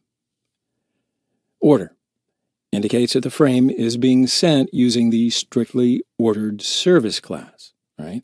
Now, the field is usually not set. Duration ID indicates the time on the channel that the sender is assuming to be occupied from the end of the current frame. Now, here are some different cases of the fields of addresses depending on the communication between the station and the access point. Sequence control is used to recognize frame duplication by setting the sequence number of each frame. Okay, so now we get into data packets. So data packets are used in order to carry higher level data, such as IP packets. So the 802.11 standard divides all packets into 3 different categories: control, management, and data. So these different categories are known as a packet type.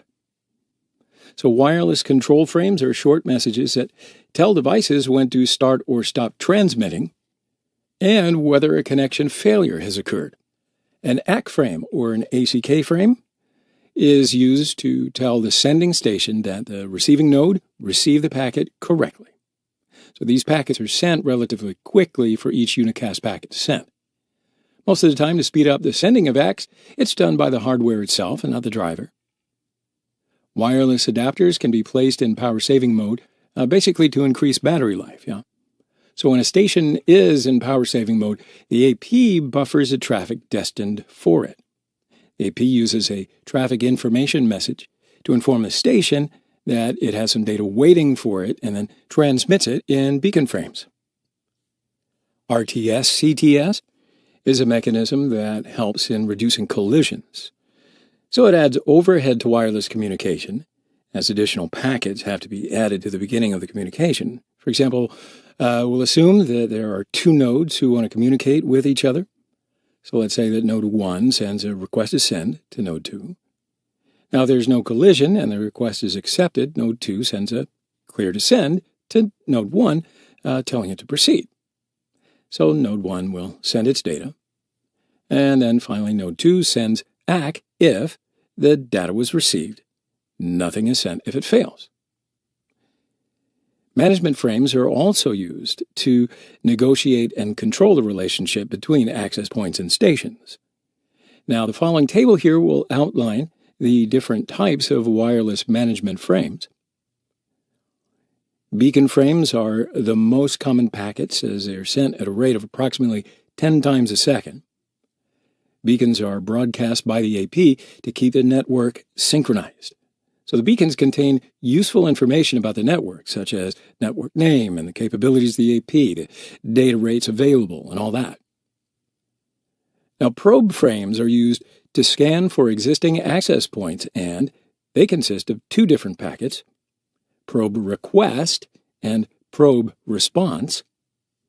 So probe requests are sent by wireless stations to determine what APs are within range and what their capabilities are. A probe response is sent only if the speed and ESSID values are the same as those supported by the node. The node that responds to the request is the last node that sends a flag. Now, within an authentication frame, the authentication algorithm will identify the type of authentication used. So a value of 0 is used to indicate open system authentication, and a value of 1 is used for shared key authentication. So once a station successfully authenticates to an AP, it needs to perform an association before fully joining the network. Association and reassociation packets are used to perform these steps. Now, when all communications are terminated, the station or AP can send a de-authentication packet. Now, there are many different reasons for this frame. For example, clients may no longer be authorized, or a client session timeouts may exceed. We'll see some of those details and the importance of this frame when we cover the de-authentication attack in an upcoming lecture.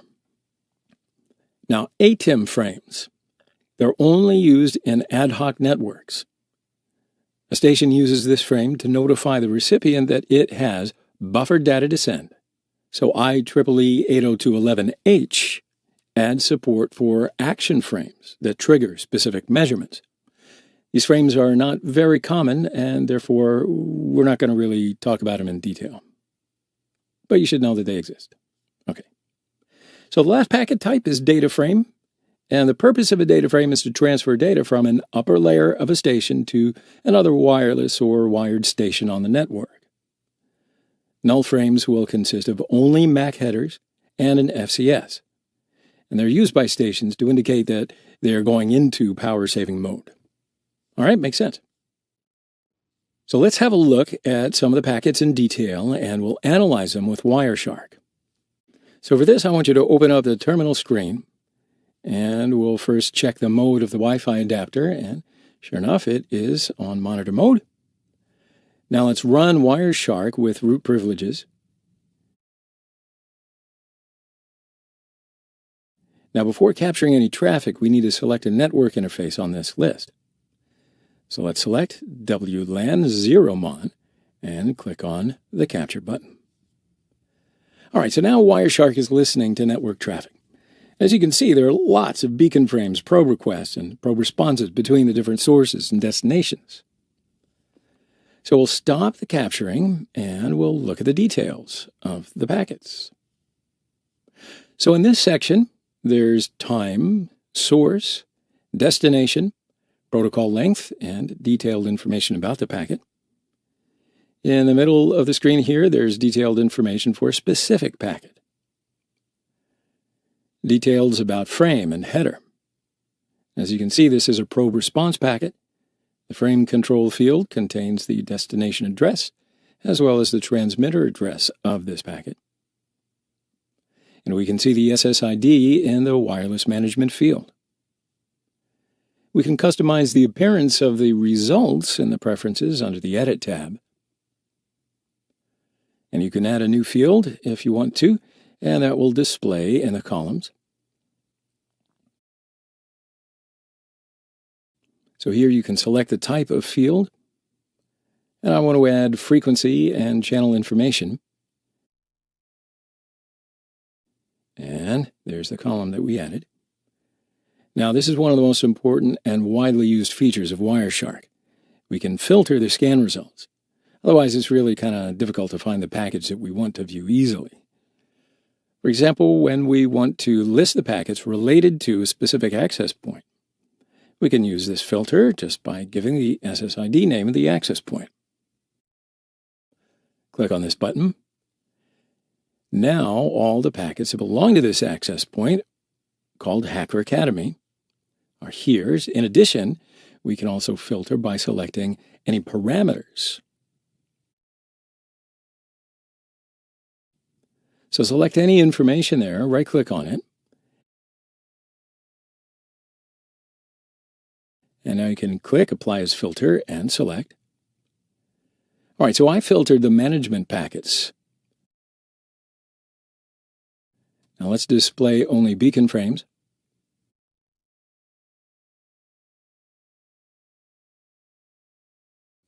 If you want to, you can select two filters, and you can always do this with the AND selected option.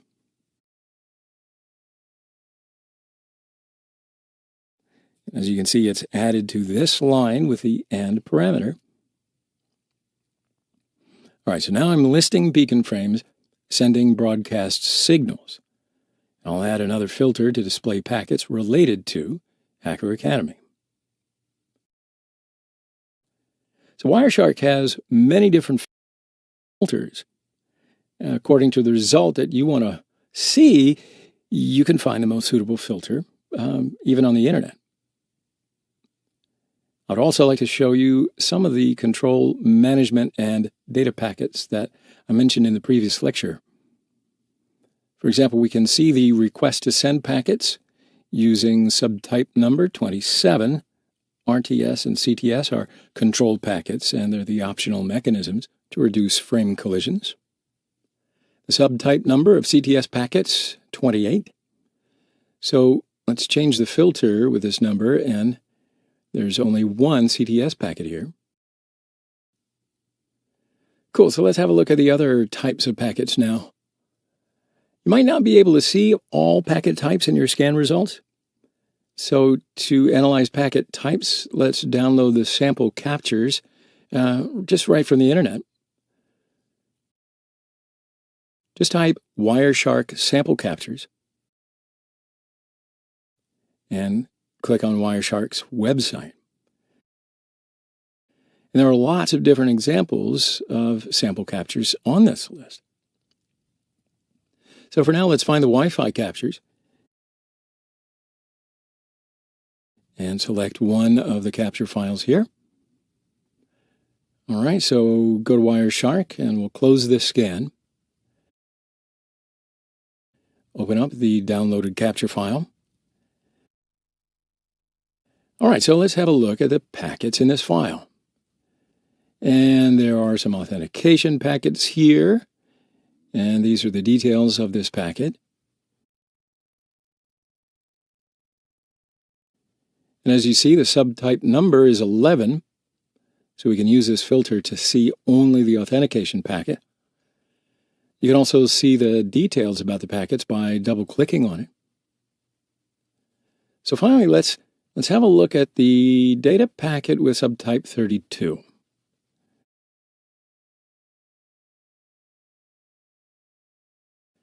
Now look, in the middle part, we can see the transmitted data in encrypted form in the data section. All right, so let's illustrate the steps that take place when a client connects to an access point, and then we can visualize how the data transmission works. So STA means a station, a client that wants to connect to an access point. AP represents that access point. Now we can separate this process into three main parts, right? Probe, authentication, and association. So in the probe process, the STA first sends a probe on all channels to find the AP. And then the APs in range answer the probe request. And of course, this is the very first step of connection. So in this phase, the driver of the client searches for an AP. Then, in the authentication process, the STA sends an authentication request to the AP, by default to the one with the best signal, and then it also checks the compatibility of the encryption type. And then once compatible networks are discovered, the station will attempt authentication with compatible access points. And then the access point will receive the authentication frame, and then it responds to the station with the authentication frame set to open, indicating a sequence. If an access point receives any frame other than an authentication or a probe request from a station that is not authenticated, it will respond with a deauthentication frame. And then finally, in the association process, once the station determines which access point it would be most likely to associate with, it will then send an association request to that access point.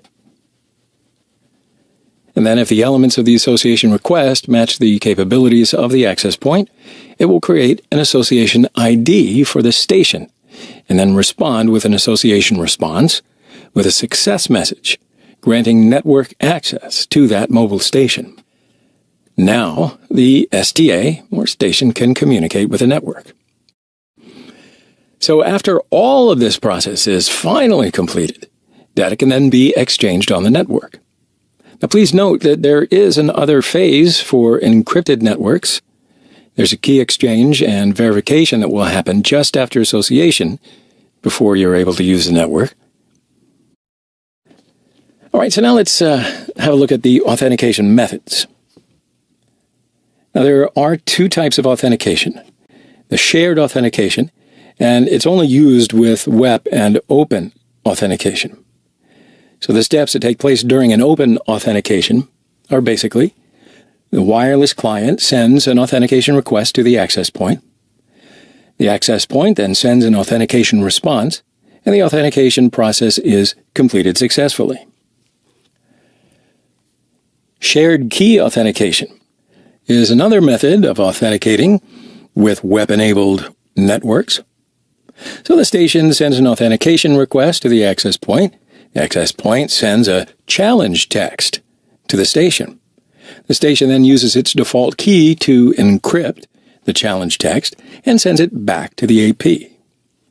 The AP then decrypts the encrypted text with the WEP key that corresponds to the station default key, and then compares the result with the original challenge text. If there's a match, of course, that means they share the same key, and the AP authenticates the station. If there's no match, the AP refuses to authenticate the station. So let's have a look at the association process in Wireshark.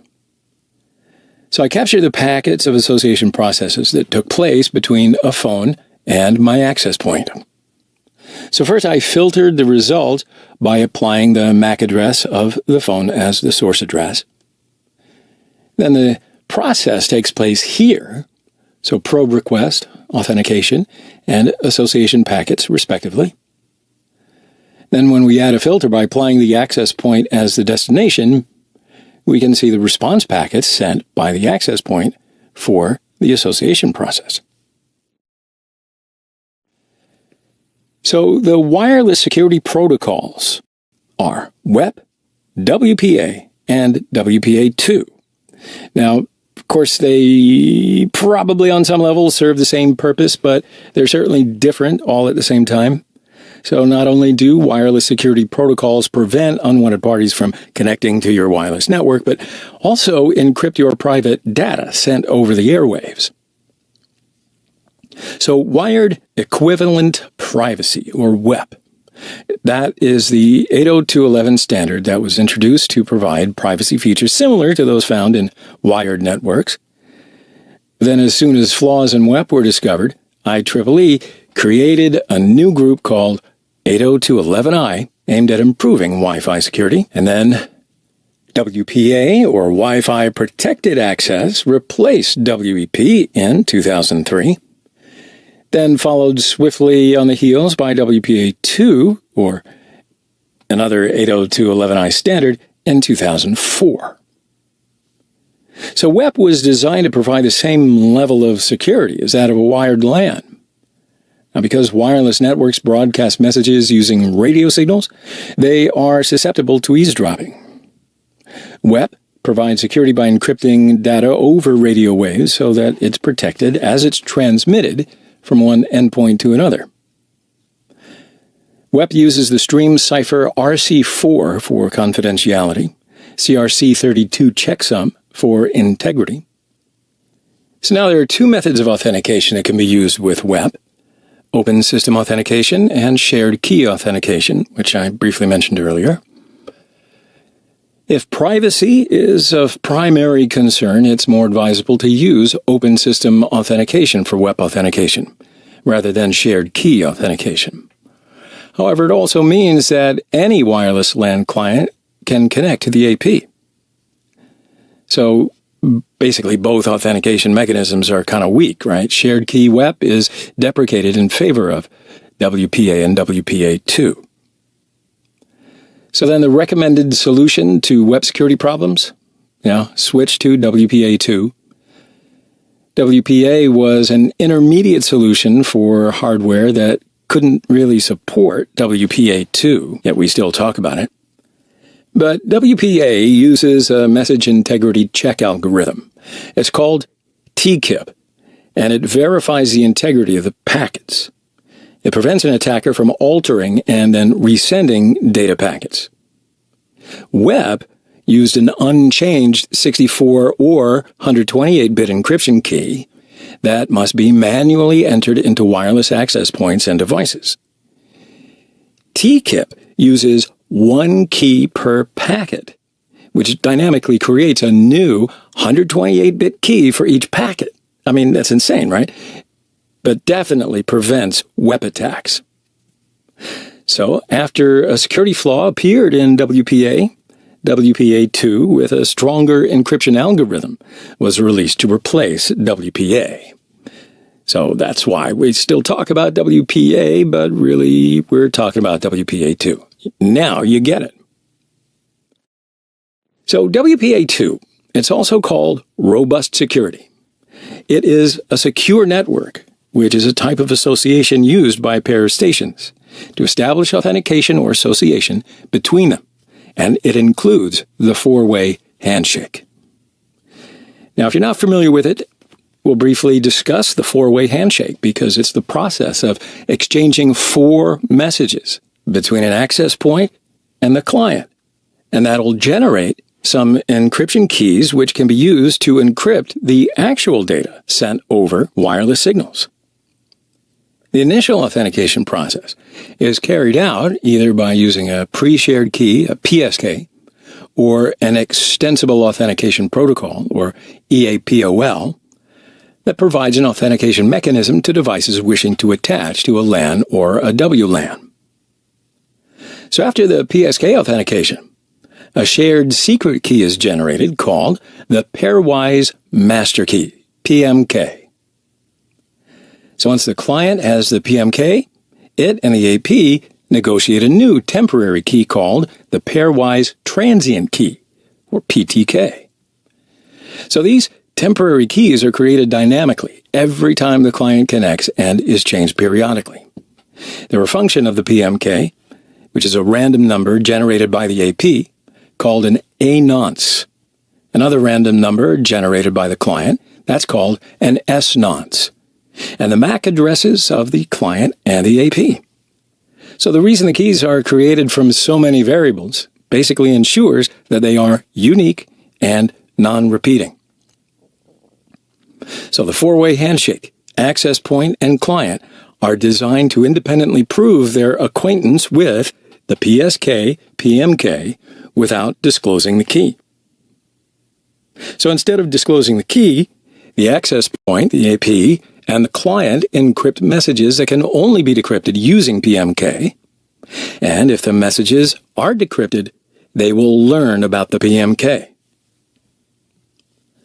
So four-way handshaking is critical for the protection of PMK from malicious access points so that the client never has to tell the PMK to the access point. Within a handshake, GTK, or the group temporal key, is also used to decrypt multicast and broadcast traffic. So GTK is the key that is shared between all client devices associated with one access point. So yeah, for every access point, there will be a different GTK which will be shared between its associated devices. And then finally, the master session is the first key that is generated, either from EAPOL or derived from PSK authentication. Wow, I know it's a lot, but once we understand the important keys and how they're generated, well, we can then have a look at the actual four-way handshake with much deeper understanding. All right? So let's work on it visually. Let's imagine an access point is configured with WPA2 PSK, and the device is trying to connect to it. So when the user clicks on the access point's SSID, so the access point sends an EAPOL message with an A-nonce, a random number, to the device to generate the PTK. The client device knows the AP's MAC address because it's connected to it. It has PMK, S-nonce, and its own MAC address. So once it receives a-nonce from the access point, it has all the inputs it needs to create the PTK. So once the device has created its PTK, it sends out S-nonce, which is needed by the access point to generate the PTK, as well as MIC, which is message integrity check, to make sure that the access point can verify whether the message is corrupted or modified. All right, so once S-nonce is received by the AP, it too can generate PTK for unicast traffic encryption. So then the AP verifies message 2 by checking MIC, and if valid, it constructs and sends the GTK with another MIC. The STA verifies message 3 by checking that MIC, and if it's valid, the STA sends a confirmation to the AP. All right, so once the four-way handshake is completed successfully, now all unicast traffic will be encrypted with PTK, and all multicast traffic will be encrypted via GTK, which was created in the four-way handshake process. So WPA can be configured in two very different modes, pre-shared key and enterprise mode. WPA personal mode is appropriate for most home networks. When a password is set on a wireless router or an access point, it has to be entered by users when connecting to the Wi-Fi network. And in that personal mode, wireless access can't be individually or centrally managed. One password will apply for all users, and it should be manually changed on all the wireless clients once it's manually modified on the original wireless router or AP. So then the password is stored on the wireless clients. Therefore, anyone on the computer can connect to the network and also see the password. So enterprise mode provides the security needed for wireless networks in business environments. So it's a lot more complicated to set up because it offers individualized and centralized control over access to this Wi-Fi network. So when users try to connect to the network, they need to present their login credentials. This mode supports 802.1x radius authentication and is appropriate in the cases where a radius server is deployed. It might be a little too obvious, but I just want to let you know that WPA Enterprise should only be used when a radius server is connected in order to do the client authentication. Users will never have to deal with the actual encryption keys. They are securely created and assigned per user session in the background after a user presents their login credentials. So it prevents people from getting the network key from any individual computers. WPA Enterprise is more secure than WPA2 PSK because, well, the important thing to note about the personal mode is that all the clients will always encrypt their data with the same PMK every time. So it's easier to gather a lot of data encrypted with the same PMK. Now, should someone actually break the PMK, they could decrypt all the data encrypted with that key, past and or recorded in the future or real time. But otherwise, WPA Enterprise provides every client a different PMK instead of each client using the same PMK all the time. Right? So it changes every session and association, and that seed is random as well as unknown. Now, should someone break a particular PMK, well, they only get access to that one session of that one client. They don't get access to the user's credentials since they were individually encrypted. That, of course, is a whole lot more secure. So let's have a look at detecting some of the encryption algorithms used by the device in Wireshark. So as you see here in the screenshot, the privacy bit of the selected device shows that it supports WP. There are no indications that the device is using WPA, so it's clear that it is using web encryption. In the screenshot, the details in the middle section of Wireshark also show that the device supports WPA encryption algorithms because there is a WPA version information here. And then if you look down a little further, there is WPA2 information. So obviously the device will support WPA2. Now, if you remember, WPA2 is also called Robust Security Network. So protocol details will be explained under the RSN information tag. So let's have a look at Wi-Fi Protected Setup, or what you might see as WPS. Sure, it's a standard for the easy and secure establishment of a wireless network. WPS is an optional certification program for Wi-Fi certified products. So not all Wi-Fi certified products will include some sort of WPS support. Users will need to look for the Wi-Fi Protected Setup logo or, some equivalent term on the product to ensure that the product is WPS compatible. So WPS automatically configures the network name SSID and WPA security key for the access point and the WPS-enabled client devices on a network. You don't need to know the SSID and security key or even the passphrase when connecting WPS-enabled devices. No one can guess or figure out your security key or passphrase because the keys will be randomly generated. So there's no predictable passphrase or long sequences of hexadecimal to enter. Now, information and network credentials are securely exchanged over the air using the Extensible Authentication Protocol, or EAP. And that's one of the authentication protocols used in WPA2. However, yes, there are a few disadvantages. One, it doesn't support ad hoc mode or network where wireless devices are communicating directly to each other without an access point.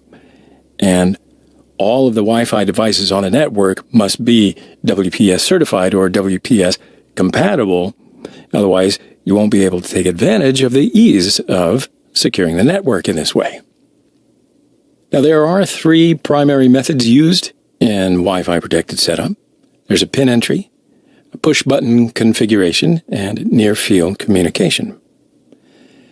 In all Wi-Fi Protected Setup networks, a unique PIN will be required for each device to join the network.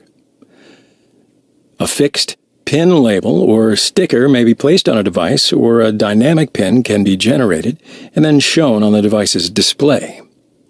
In any event, the PIN is used to make sure the intended device is added to the network being set up, and it'll help to avoid accidental or even malicious attempts to add unintended devices to that network.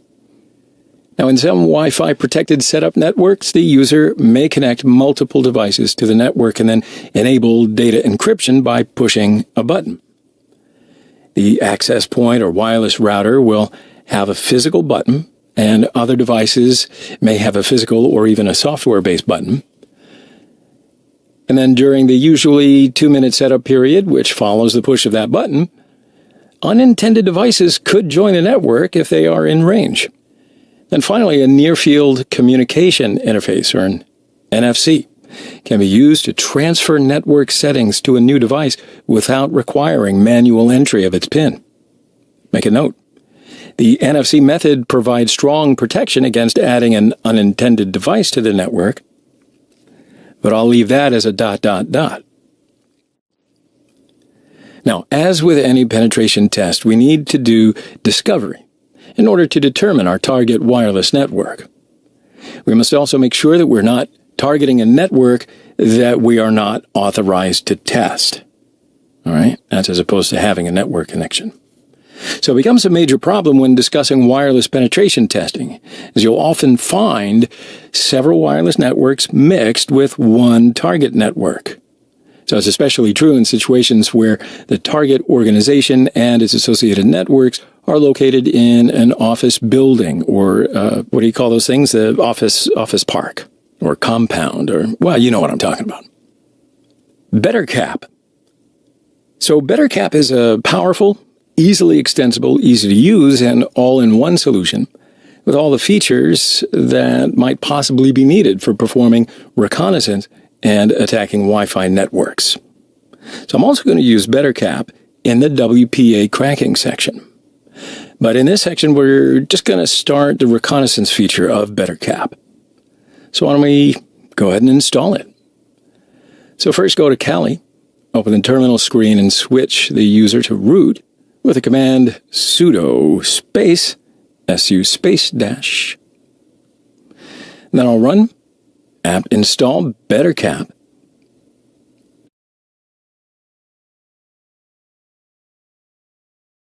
And what do you think? It's that easy to install. Okay, so let's run BetterCap.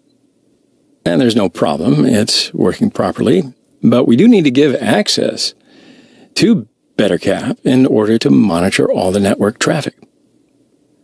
So first of all, don't forget to set the Wi-Fi adapter to monitor mode with the airmon-ng start WLAN 0 command. All right, so now we can monitor the Wi-Fi network traffic. Now run BetterCap-iface WLAN 0 mon. Type help Wi-Fi. And what you see here is that we're using a Wi-Fi module that is one of the modules in BetterCap, and there are lots of parameters to perform various Wi-Fi attacks, such as Wi-Fi reconnaissance, deauthentication attacks, and creating fake access points. Let's type Wi-Fi.recon on. So BetterCap starts to list devices and access points with SSID names, MAC addresses, signal powers. It also shows probe packets. So if we type Wi-Fi.show as a parameter, we can see the detected devices on a table. Now in this table, we'll also learn the encryption standard, channel, the client number connected to the device, the size of the packet sent and received, as well as the scene time. Cool, so after displaying this table, BetterCap continues to discover new clients until we type Wi-Fi.recon.off. All right, so now we're ready to start our configurations. The first step is to edit the GPSD configuration file. So just open up this file with a nano text editor on the terminal screen and add these options. Set them to false.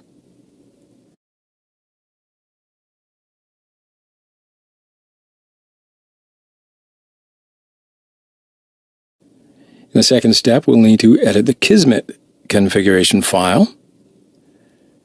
So here I'll add NC source as WLAN0MON because the name of my Wi-Fi adapter interface is WLAN 0 mon when it's in monitor mode, right? But you, of course, should be using your interface name. So now add a local IP address with port 2501 as a listening address.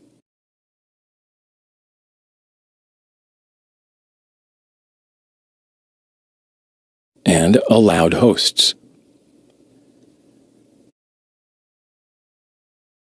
So finally, in GPS configuration, there are a few differences here. So these are the options for the new GPS configuration of Kismet. Now we're only going to uncomment this line to enable GPS. So that way Kismet will get the GPS coordinates through GPSD.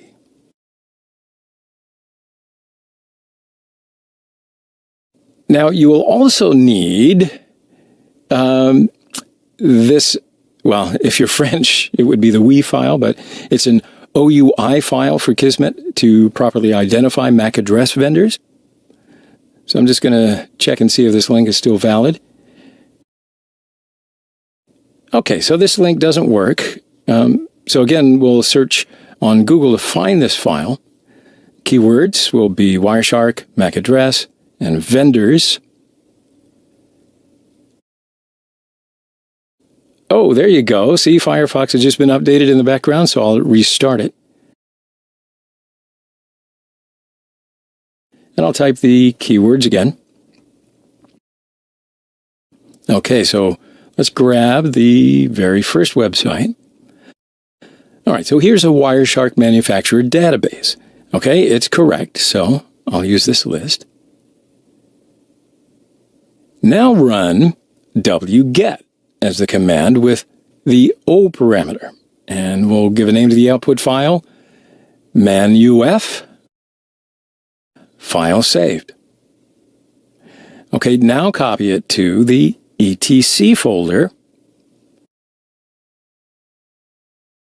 So now we'll configure the Share GPS application on the Android phone. Before starting though, we must put Android in developer mode. So switching to developer mode may differ depending upon whatever device you have, so just find out how to switch into developer mode for your own device.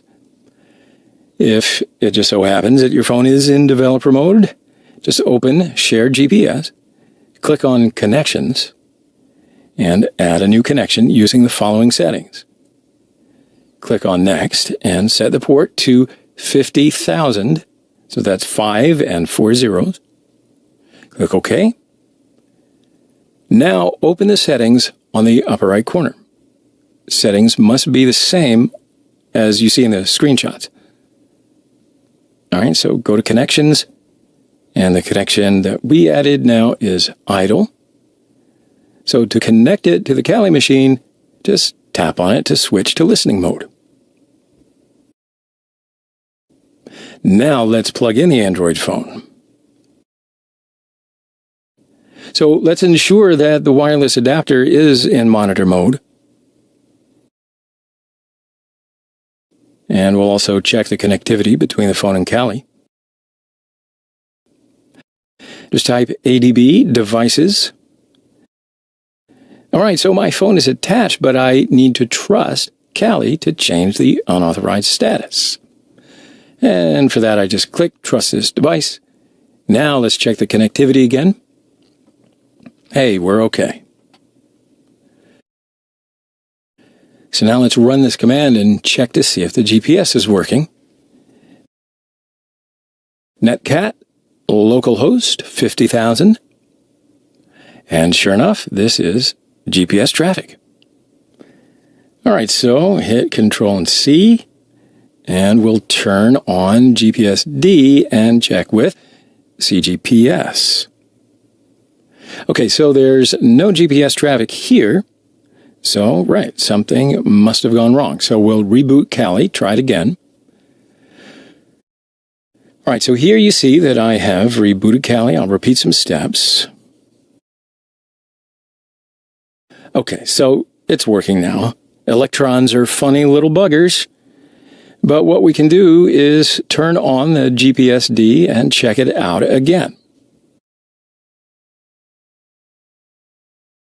Okay, so now there's no problem. GPS traffic is coming from our Android phone. Now, before going ward driving, we don't forget to connect to the internet. All right, so let's just make sure that I use the internet on my Android. Okay, so if all the configurations are okay, the final step then is to just run the Kismet server. But before starting it, I'm just going to get into the car.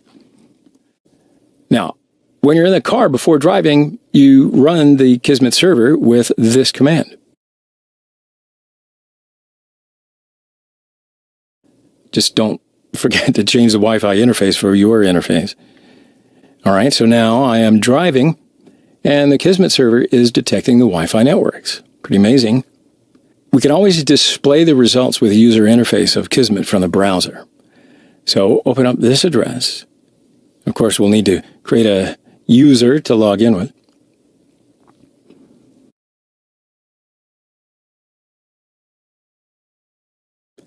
And sure enough, here are the discovered devices. So let's have a look, see if the GPS is working. And yeah, the GPS values are saved by Kismet. Now at the same time, you'll see the GPS status on your phone. So sometimes the status will be no fix or 2D fix. If you want to get a really good view of mapping, though, it will be better for us to have a 3D fix. And then when you finish your route, you can press the keyboard command Control-C, and that stops the Kismet server. And then a Kismet server will be saved on the current directory. All right, so I've completed word driving and collected enough information so that I can show you how to map. So it is now time to visualize the results. So I need to have a KML file, and that will import into Google Earth. Now, in this blog post, the GIS Kismet is used to convert netXML to the KML file format. However, in the new version of the Kismet tool, the file format generated as the result of scanning is already the Kismet format. So we have a Kismet file now. So that means we can convert this file to a KML file format with Kismet DB to KML, which is a great tool. So we'll copy this part, and then we'll give the Kismet file with the in parameter, and we'll give a name for the new KML file with the out parameter.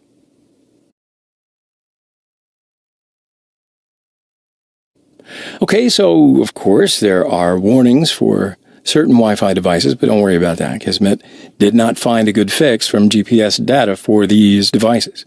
But these don't happen to be all the devices discovered, so there. So let's check the KML file. Okay, so look at this. A whole lot of coordinates have been recorded. So now the last step is to export this file to Google Earth. So to do this, we need to move this file to the host machine where Google Earth is installed. So first I'll just move this file to the desktop with the mv command. Okay, so it's here. So we'll drag it to the host machine. Now let's install Google Earth. You can search for it on Google if you don't have it. Click on the website, agree, and download. Okay, so click on the downloaded disk file. Double-click, install. And the install was completed. So let's go ahead and open it.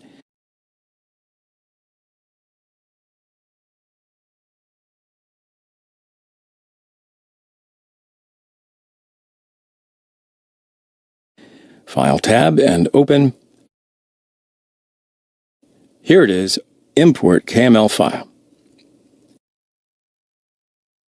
Wow. So this approaching move to me is really exciting. I mean, here's my route and the discovered devices. So I can now examine all of the results a lot more closely on my visualized map. Pretty cool.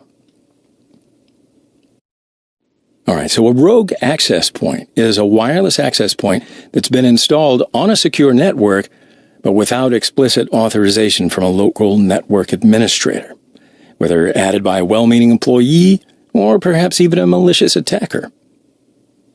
So attackers can persuade clients to connect back to your attack system instead of attacking APs or trying to recover WEP or WPA keys. So this is where rogue access points come into play. So if an attacker installs an access point, they are able to run various types of vulnerability scanners. And then rather than having to be physically inside the organization, they can just attack remotely. So we'll see how rogue access point attacks work using different tools such as Airbase NG and Wi-Fi Pumpkin and Fluxion.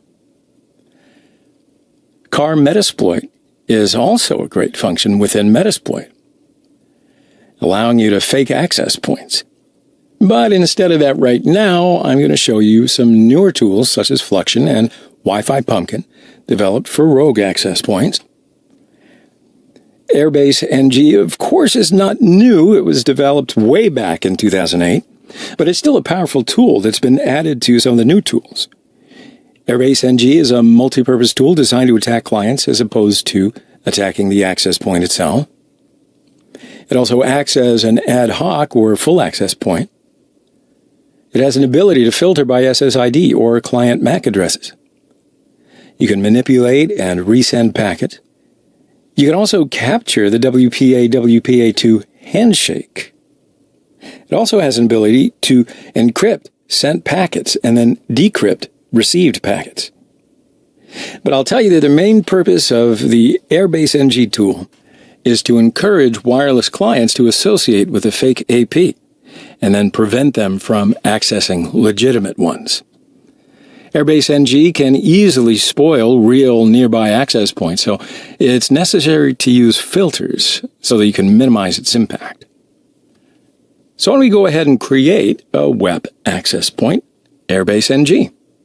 Go to Kali, open a terminal screen and switch user to root with sudo su-. Check the mode of your wireless adapter's interface. Okay, so it's in monitor mode. And let's use AeroDumpNG to capture packets and find access points. AeroDumpNG will display a list of detected access points and also a list of connected clients. So we'll run AeroDumpNG WLAN 0mon. Alright, so I connect to Hacker Academy. Now we can learn important information about the access point in this list, such as channel, encryption type, MAC address. Now there's also a list that shows connected clients to access points. But now that we know the channel number, we can create a fake access point with Airbase NG on the same channel. So we'll use the C parameter to give the channel number, the E parameter to give an ESSID with the same name as the access point. The S parameter is used to force shared key authentication. Uppercase W is used to set the WEP flag in beacons. And then at the end of this command, we should add the wireless interface. Alright, so now a fake access point was created with this MAC address. So copy the BSSID. I'll open a new terminal and run AeroDumpNG to see only the information about this access point. We'll give the channel and the BSSID of the access point.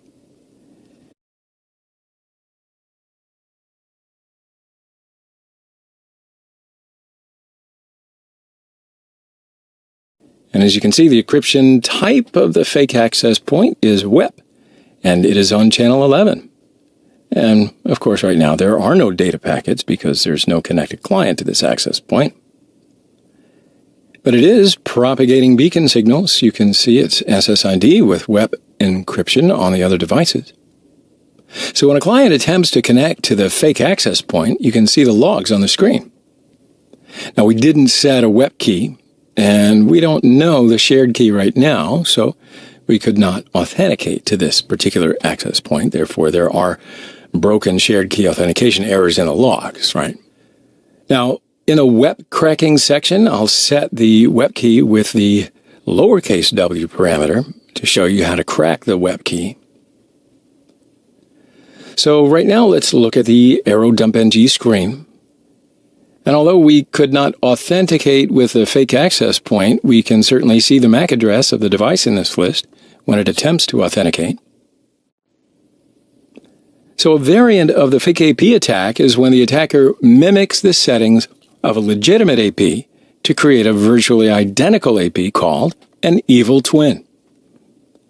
Appropriately named, I'm sure. So the SSID of both the legitimate AP and the fake AP is exactly the same. So now in this lecture, we're going to create an evil twin access point by giving the IP address to the client that will attempt to authenticate to the access point. And then in this way, we'll see the network traffic of the client. And actually, we're going to perform a man-in-the-middle attack as well. So let's start her up. Go to Kali, open up a terminal screen, switch user to root with the command sudo su-. Check the mode of your wireless adapter's interface. If it's in managed mode, change it with the airmon-ng start WLAN 0 command. And we'll kill the other wireless interfaces.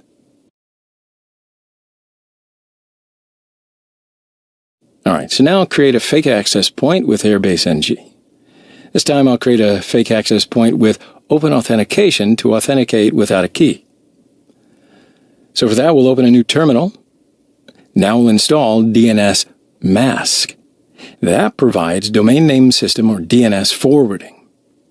Now, as you should already know, DNS is responsible for resolving name queries, which allows us to surf the World Wide Web. I don't know, does anybody still call it the www or the www? But anyway, that's how we visit websites, right? So the DNS mask program assists in providing DHCP clients access to the internet just by forwarding their DNS queries to actual DNS servers or recursive resolvers of our choosing. All right, so we'll install DNS mask with apt install DNS mask. Of course, I already have it. DNS mask comes with its own dnsmask.config file stored in the /etc/ folder. And we can view this configuration file just by executing the nano /etc/dnsmask.conf.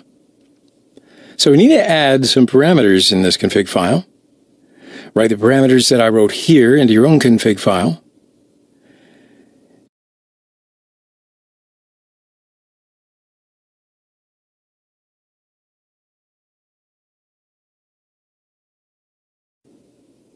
And then use a keyboard command, Control-S to save and quit with Control-X. So Airbase NG sets the fake access point on interface at 0. So we must bring this interface up, configure it, enable IP forwarding, as well as a few other parameters. So first we'll run if config AT0 up. So it brings up the AT0 interface. Secondly, if config AT0 10.0.0.1 netmask 255.255.255.0. And then that sets the AT0 interface IP address as 10.0.0.1 and then the submask as /24. Route add-net 10.0.0.0 netmask 255.255.255.0 GW 10.0.0.1, and then that'll create a static route in our routing table so that any traffic from our clients will be forwarded to the real gateway at 10.0.0.1, which is actually part of the 10.0.0.0/24 network. So IP tables -p forward accept creates a policy to accept forwarding in the chain target. Now, this makes our Linux machine act like a router.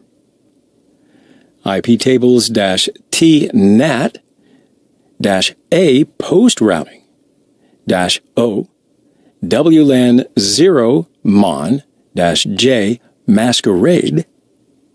That allows us to route outbound traffic without disrupting the normal flow of traffic on the network. The masquerade option kinda acts like a source NAT. Echo 1/proc/sys/net/IPv4/IP forward enables IP forwarding. The 1 just enables the IP forwarding, while a 0 will disable it. All right, so we'll save these commands to a text file. And when you create a fake access point in the web cracking section, we'll use them again. All right, so we're ready now. So we will run DNS mask using the config file. So we'll execute DNS mask -c/etc-dnsmask.conf-d. And then we'll connect to this access point with a phone. So see, when I connect to the fake access point, logs appear on the screen, and then DNS mask gives an IP address of the device. Okay, so I actually don't know why right now, but it didn't give the IP address to Xiaomi, so I'm going to just try and connect with the iPhone. Okay, so as you can see, I am able to monitor iPhone traffic.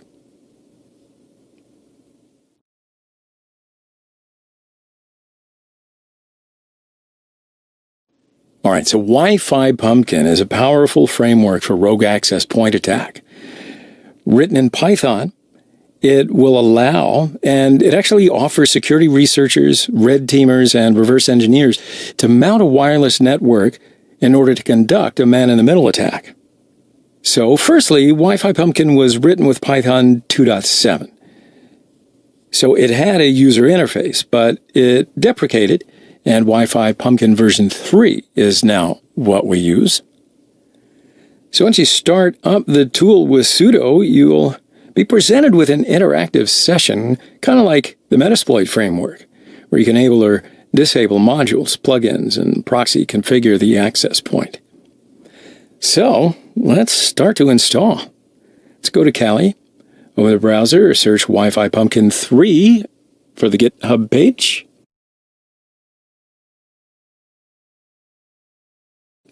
Click on the Wi-Fi Pumpkin 3, and let's take a quick look at the GitHub page. So here you've got the main features. We can perform not only rogue access point attacks, but also the other different network attacks are listed, okay? All right, so we have the appropriate platform for this tool to work. So we'll click for the installation.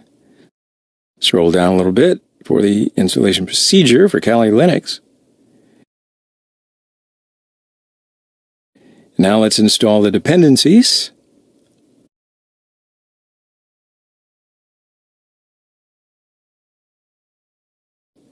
So switch user to root and run the command.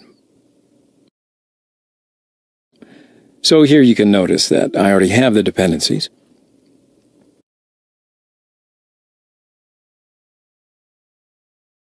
Okay, so the next step is to clone the repository.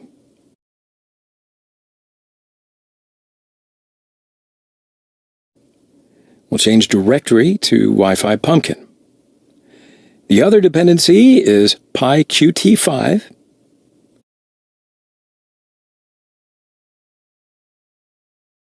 Copy this command, paste it.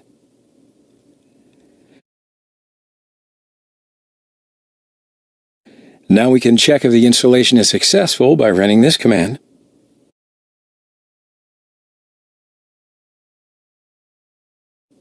All right, so we can see it's done. So we'll install the setup file.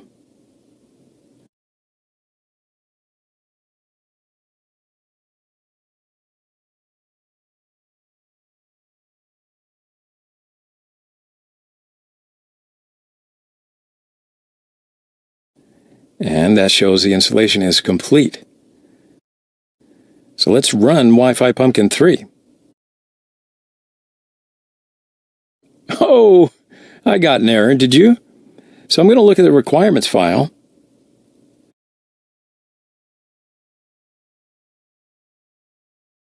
So I need this package, but to make sure that I have all the packages, I'll just run the pip install-r requirements.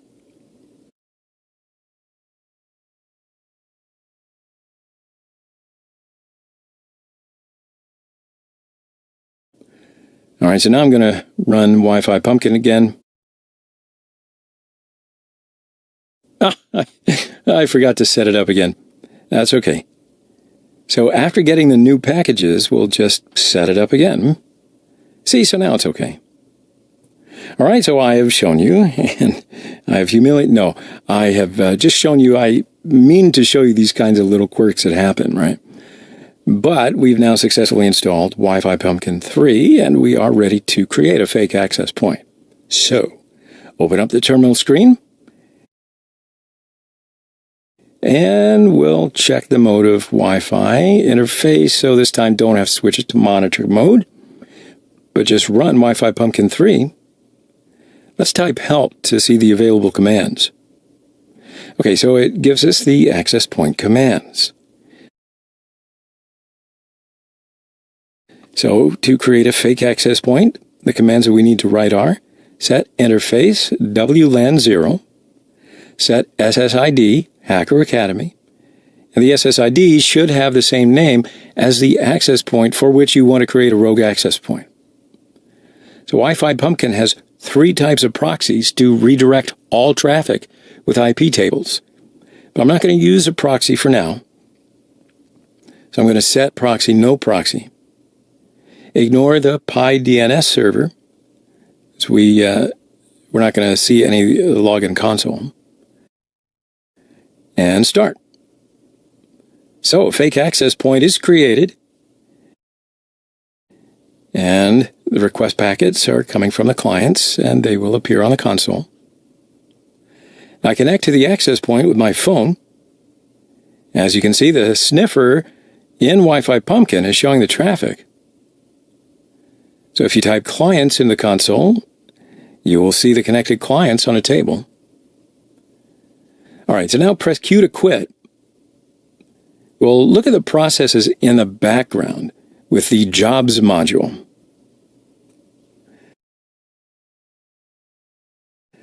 So to stop the access point, just type stop. All right, so let's look at the available proxies and plugins. So proxies work by intercepting a request, modifying the request if necessary, then handling or forwarding the request to its destination. So when a user connects to the access point, the transparent proxy intercepts the request before passing it on to the provider. So the plugins basically add features, and Wi-Fi Pumpkin provides facilities to develop our own plugins. Now, if you have a look at the documentation and have a few minutes on your hands, you can have a look through Wi-Fi Pumpkin and you can perform very complicated attacks using these features.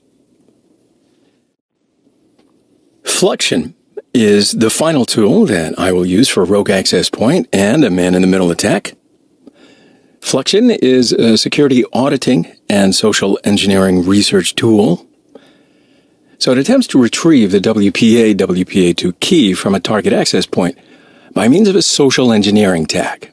Now, we've all read about them, but there are two types of attacks within this tool. There's the handshake snooper and the captive portal attack. The handshake snooper. This is an attack that attempts to retrieve the four-way handshake. The captive portal attack attempts to retrieve the target access point's WPA2 key by means of a rogue network with a border authentication captive portal. So, let's start. Go to Kali. Open up the browser. Search for Fluxion. Open the GitHub page of Fluxion, and let's take a quick look at this GitHub page.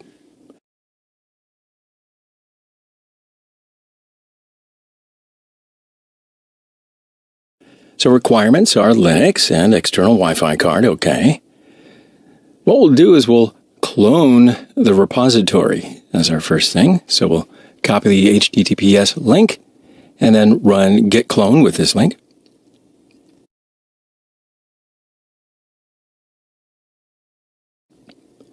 And change the directory of Fluxion and list the files. Execute the bash file to install. And of course, it must be run with sudo.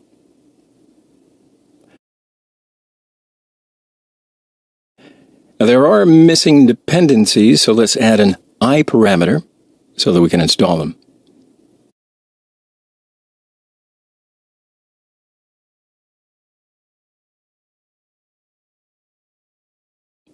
And the installation process may take some time.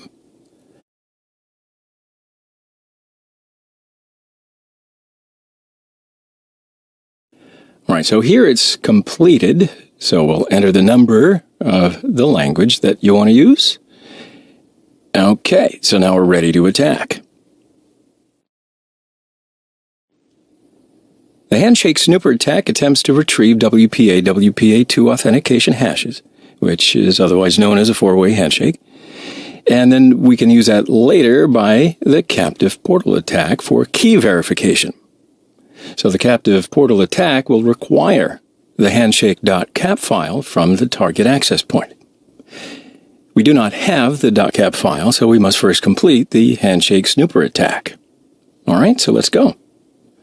Go to Kali, open the terminal screen, and we can see the status of the adapter with the iwconfig command. So its mode is managed for now, so we can enable monitor mode. I hope you've already done it, right? Just enable with airmon-ng. Okay, it's in monitor mode. And we'll change directory to Fluxion. So execute the bash file to run Fluxion. And select the handshake snooper attack. Now select the channel of the access point that we want to create a fake access point for. So if you don't know the channel, then select 3. It will list all the access points for channels between 2.5 gigahertz and 5 gigahertz bandwidth. My access point is on channel 11. So if your target access point appears on this screen, just close the scanner with key command Control-C. Enter the number of the target access point. Okay, so now we can select the wireless interface WLAN 0. And again, we'll select the same interface for our fake access point. Now, to force the client to reconnect to the access point, Fluxion will perform a deauthentication attack. It's a passive method of attack, and it forces the radio to go completely silent, making the attack undetectable, and then it allows for better listening. So this method should work best in situations where the target is pretty far away. So an aggressive method of attack uses a deauthenticator, either AirPlay-NG or MDK, and sends deauthentication packets to the target access point's clients. So this method is cutting the connection between the client and the access point. And then once the connection has been broken, some devices will automatically attempt to reconnect, sending a 4-way handshake, which Fluxion's radio could catch. Now, this method really, legal disclaimer, this method really could be considered illegal. So I want you to make sure that you're following whatever governing laws apply to you. You need to be aware of all of that. We are not liable for your irresponsibility. So that being said, I'm attacking my own access point for educational purposes, so I'll just select AirPlay-NG as a deauthenticator. So now we need to select a hash verifier, and it'll be used when a valid hash is captured. So I select the recommended tool, which is CalPatty, and I'll just select 60 seconds for this. You can always select the recommended option. So it sets how verification occurs in relation to capturing data, either simultaneously, asynchronously, or back-to-back, synchronously. And I will select synchronously. All right, so finally the attack is started. So there are 3 screens. In the upper left screen, the handshake will be captured.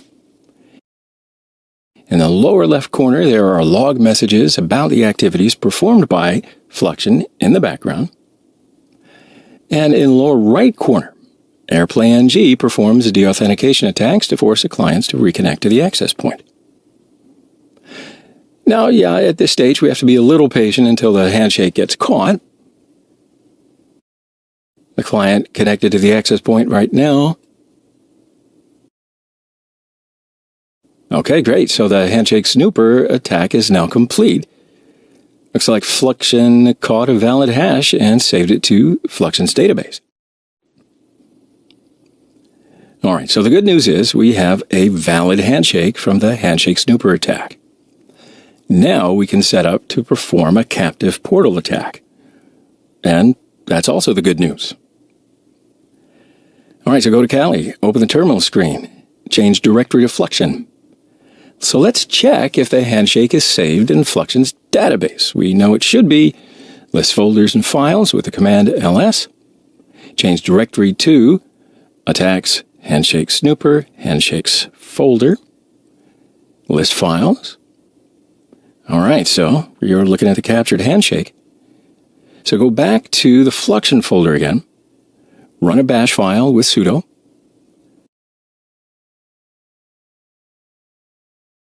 Select Captive Portal Attack. Now select the channel of the access point that we want to create a fake access point for. So if your target access point appears on this screen, just close the scanner with Control-C. Enter the number of the target access point.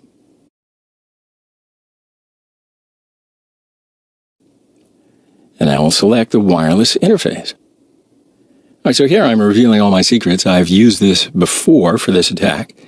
Therefore, the configuration's been saved, so I'll just select Reset Attack.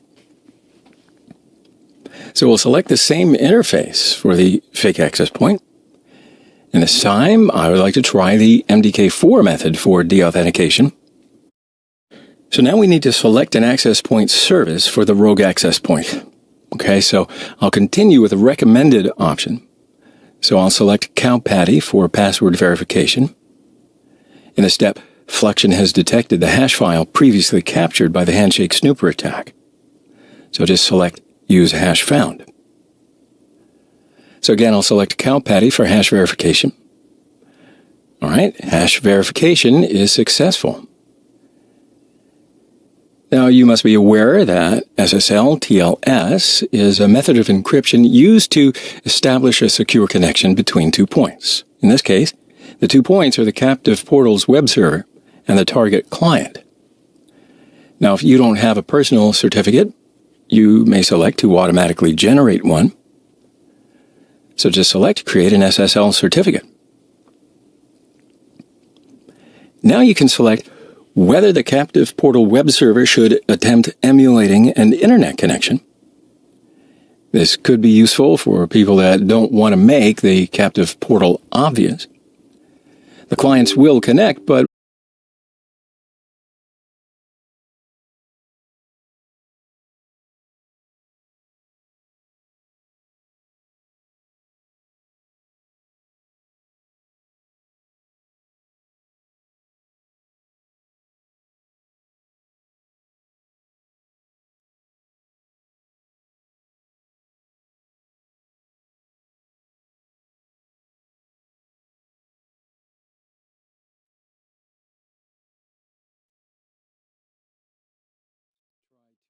access any website.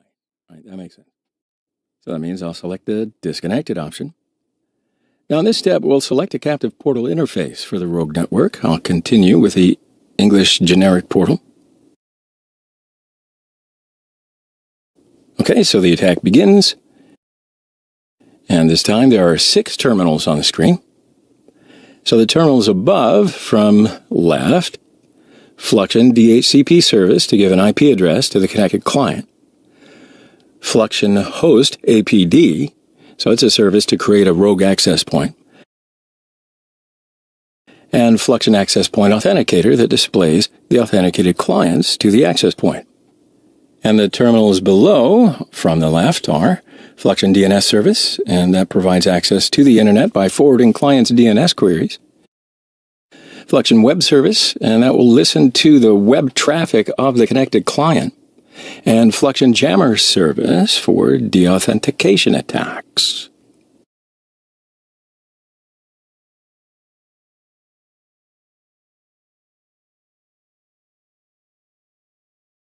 Okay, so my phone authenticated to the access point now. And DHCP service offered an IP address. It's disconnected and reconnected again.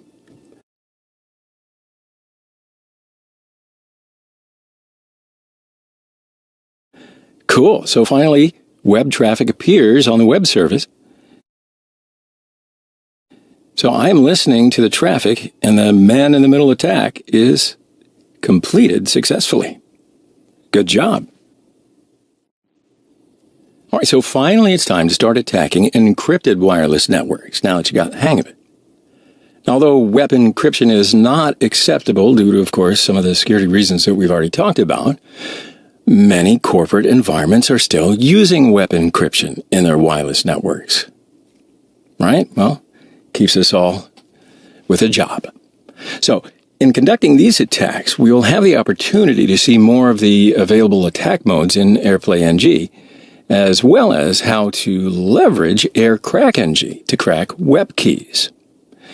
Now, as each new tool or technique is revealed and encountered, we'll thoroughly introduce it before putting it into practice. So the first step in every attack scenario is to place the wireless interface in monitor mode on the channel number of the access point. You've probably already done that. I hope you have. Well, now you're going to. So go to Kali, open the terminal screen, and switch user to root. Then check the mode of the wireless interface. You can also check with the ifconfig command. And yeah, it's in monitor mode, so we'll open a new terminal screen. Now before we start web cracking, we need an access point with web encryption. Now, as I showed in the rogue access point section, we'll create an access point with airbase ng, and this time we'll set a web key with the lowercase w parameter. All right, so I've entered a 10-digit hexadecimal value with ASCII equivalent of 12345. I will run DNS mask and do the interface configuration. I save the configuration settings to a text file in the rogue access point section, so I can just copy and paste them into the terminal. And now DNS mask is running and our access point is ready to hack. Now, as you see, I connected to the access point with my phone.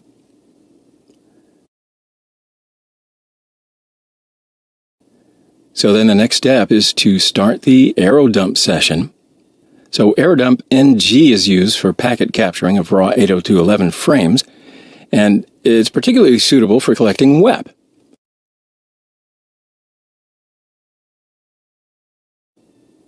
So here's my fake access point. Hello.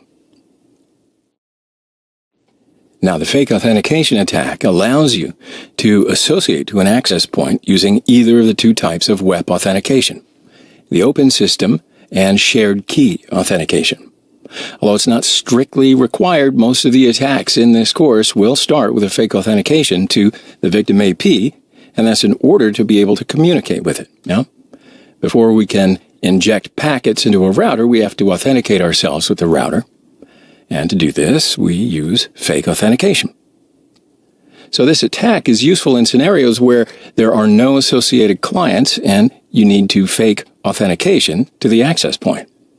So let's get started. We'll check the mode of the wireless interface. Now, before switching to monitor mode, we do need to know the BSSID of WLAN 0. Type ifconfig and copy the MAC address of WLAN 0. Then when you want to anonymize yourself, you can change or fake your MAC address so your original MAC address will be hidden. To do that, you can use a tool called MAC Changer, which happens to already be present in Kali Linux. So just type macchanger-r WLAN 0. But we do need to bring down WLAN 0 first before changing the MAC address. All right, so it's changed now. And this is the new MAC address. Type ifconfig WLAN 0 up to run the interface again. All right, so let's double check it with ifconfig. Okay, so that looks correct. Now we can switch the wireless interface to monitor mode. Open a new terminal screen. And let's start an arrow dump ng session just for this access point.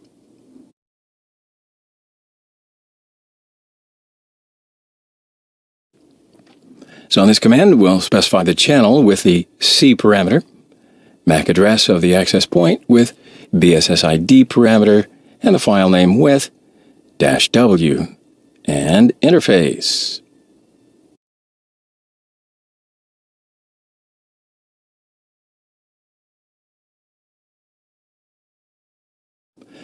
All right, so now we can start the fake authentication attack. Run airplay ng with the fake authentication parameter and 0. So 0 means the reassociation timing in seconds. Here it will associate one time every second. We'll also add an E parameter to give the ESSID of the access point, A parameter to give the MAC address of the access point, and then finally we'll give the MAC address of the WLAN 0.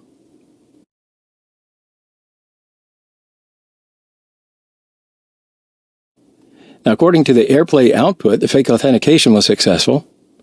And looking at the running of air dump ng capture, we can see that our MAC address is now displayed as being associated with the access point.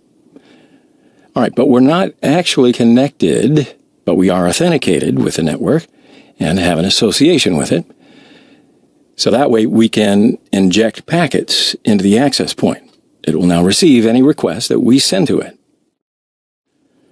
So AirPlay NG's deauthentication attack sends disassociation packets to one or more wireless clients currently associated with an access point. So by performing this attack, we will transmit 128 deauthentication packets, deauthenticate the client from the access point, as well as the access point from the client. Then the client will lose network connectivity and then reassociate. All right? You got it. So let's start. Our fake access point is still running, so we'll start an error dump ng session.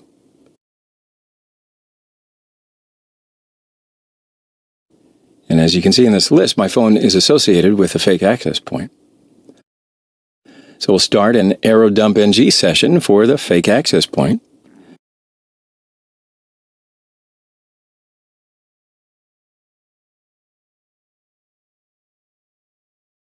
I'll perform the deauthentication attack on the right terminal. So the argument that I'll give with the deauth parameter is a count for the number of times to perform the attack. So each attack will consist of 64 packets from the AP to the client and 64 packets from the client to the AP. Now, if you send a large number of packets, it will be a denial of service attack against that access point. So I'm just going to give 0 for the packet number, and it will continue to send packets until I stop the session. You can stop the session just by the keyboard command Control-C. The destination address is specified with C and the BSS ID with the A parameter. So we'll copy the MAC address of the client. And we can tell from the data packets whether the client has been deauthenticated or not. If the data packet numbers do not increase, the client is deauthenticated. If the deauthentication attack does not work, there could be several reasons. Could be you're physically too far away from the client. You need enough transmit power to reach the client. That might be obvious, but you never know. Wireless cards work with particular modes, such as B, G, N, etc. So if your card is in a different mode than the client may not receive your transmissions. Now, clients could also reconnect too fast for you to see that they have been disconnected. You can always look in the packet capture for reassociation packets to confirm that your attack worked. We can also perform a deauthentication attack with BetterCap. You might remember that we installed it earlier in the wireless reconnaissance section. So just go to Kali, open the terminal screen and switch user to root. Start BetterCap with the interface parameter. Run help Wi-Fi to see all the available modules. Okay, so here is the deauthentication module. We'll provide BSS ID of the access point and every client will be deauthenticated. So first let's run Wi-Fi.recon and we'll see the access points. So let's show the table with Wi-Fi.show. And we can start the attack. So type Wi-Fi.deauth and the BSS ID of the access point. So right now, BetterCap is sending the authentication packets against the connected clients. Oh, and by the way, BetterCap also captured the WPA handshake easily while Wi-Fi reconnaissance is in progress. So we're going to use that later in WPA cracking. Now, the final AirPlay attack is the ARP request replay attack.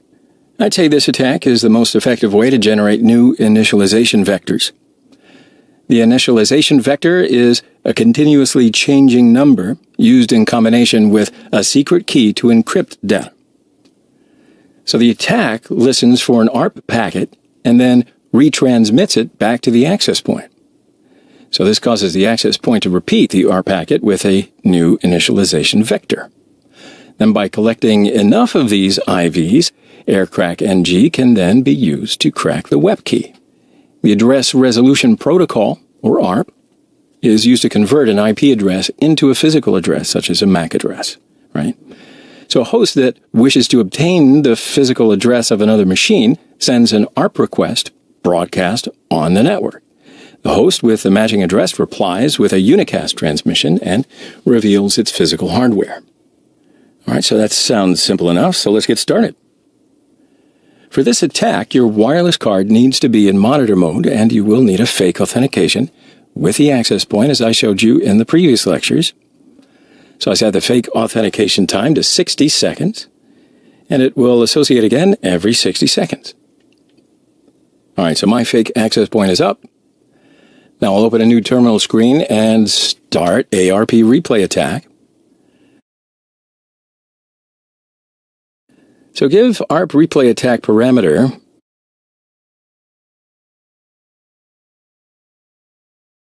BSS ID of the access point,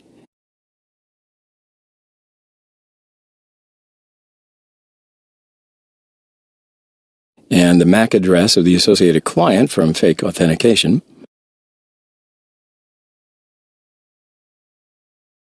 And let's run it.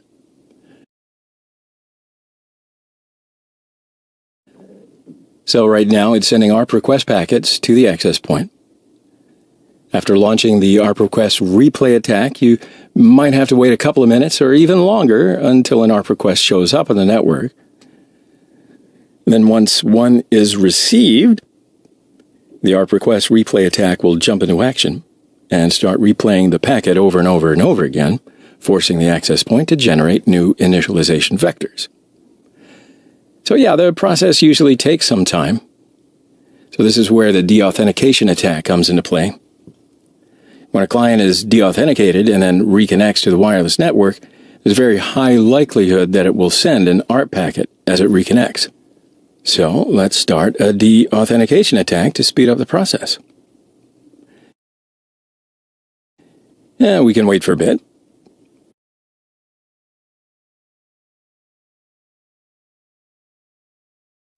I'll stop the deauthentication attack. And let's try to crack the web key with KRACK. So we need to provide the file captured by AeroDumpNG to KRACK. And now run KRACK and we'll give the captured file. And KRACK is trying to crack the key with the initialization vectors. Yeah, this process also takes some time, so please be patient. But look at that, the key has been found. KRACK found the web key by using 38,730 initialization vectors. Not too shabby. So now it's time to crack the web key for clientless networks. Because I know what you were thinking. Okay, fine, this works, but what about clientless networks? Well, KRACK has two attacks, the chop and the fragmentation attack. And these can be used to crack the web key of a wireless client with no associated clients. Now, both of these attacks are used to obtain a PRGA file from the wireless network. So PRGA is the pseudo-random generation algorithm that's used to generate the key stream that's used in web. It's not the web key, right? So it cannot be used to decrypt packets. It can, however, be used to create new packets that can later be used for injection. There's a method to our madness. So the first technique we're going to use to obtain the PRGA file is the fragmentation attack. Fragmentation attack requires at least one data packet to be received from the AP in order to initiate the attack. But before getting started with this attack, I want to make sure that there are these known assumptions in your minds. First off, may be obvious that you are close enough to the AP to send and receive packets. But just because you're close enough to receive packets doesn't necessarily mean you'll be able to transmit packets to the access point. You can work that out on your own or practice. Now, there are some data packets coming from the AP, so a quick way to check for data packets is to run AeroDumpNG and then see if the data field is increasing. And of course, the AP needs to be using Web Open Authentication. Great, so let's start. And as usual, our wireless card first needs to be placed into monitor mode on the channel number of the access point, and a fake access point with WEP and Open Authentication needs to be running. Now we need to start an AeroDumpNG session And we're filtering on the access point channel and BSSID so that we can save the capture to a file. Now notice in the error dump output, there are no clients associated with the access point. So in order to be able to communicate with the access point, we need to conduct a fake authentication attack against it.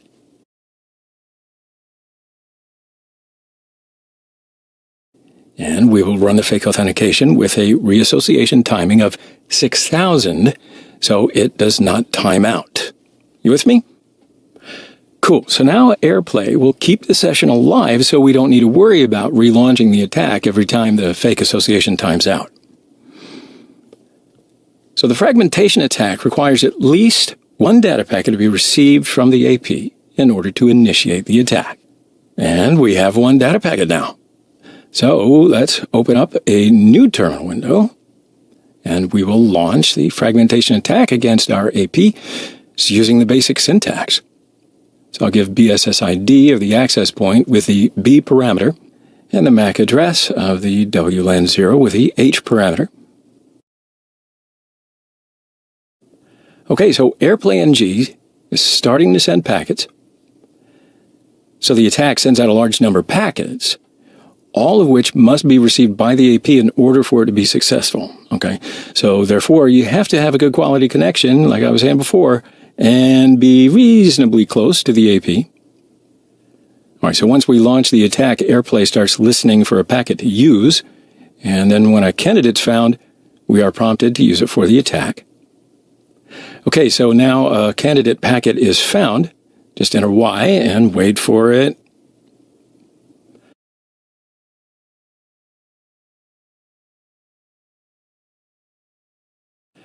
Okay, so sometimes this happens. Unfortunately, the fragmentation attack did not work. And naturally, there are several reasons why this could be. The attack may fail against access points that do not properly handle fragmented packets. But do not give up, because there is an alternative way to crack clientless web networks. That's where the chop-chop attack may work, where the fragmentation attack may not.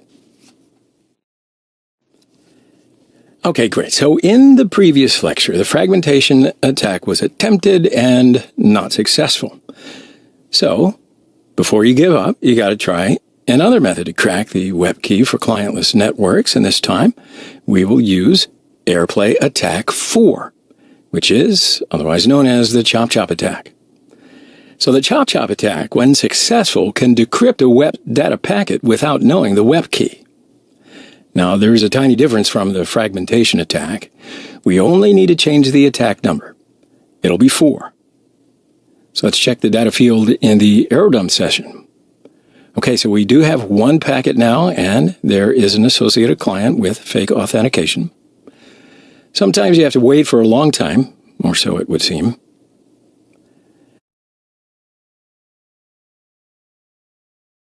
Now, as for the fragmentation attack, the chop-chop attack saves the key stream into an XOR file that can later be used to generate a packet with packet forge ng. Okay, so the capture file and key stream file are now saved. So at this point, we need packet forge ng, and that is used to create the encrypted packets that can later be used for injection.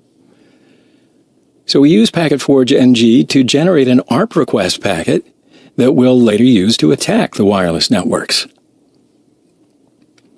So the syntax that we're going to use here is packet forge ng 0, MAC address of access point,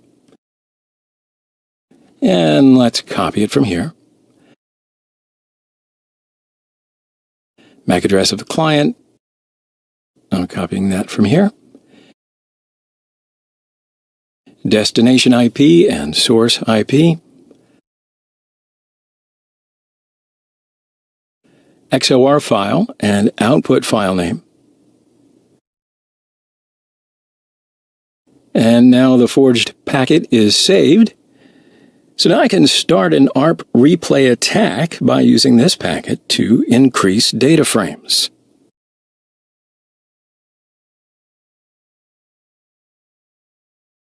Well, okay, there might always be something. It might always not be, but I didn't, in case you didn't catch it, I did not add the BSS ID, so make sure you do.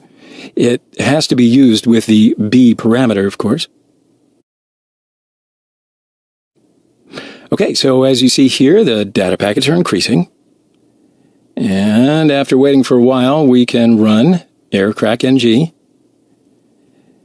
And for that, we've got to give the arrow-dump-ng output file to the KRACK-ng. It might be a little while again.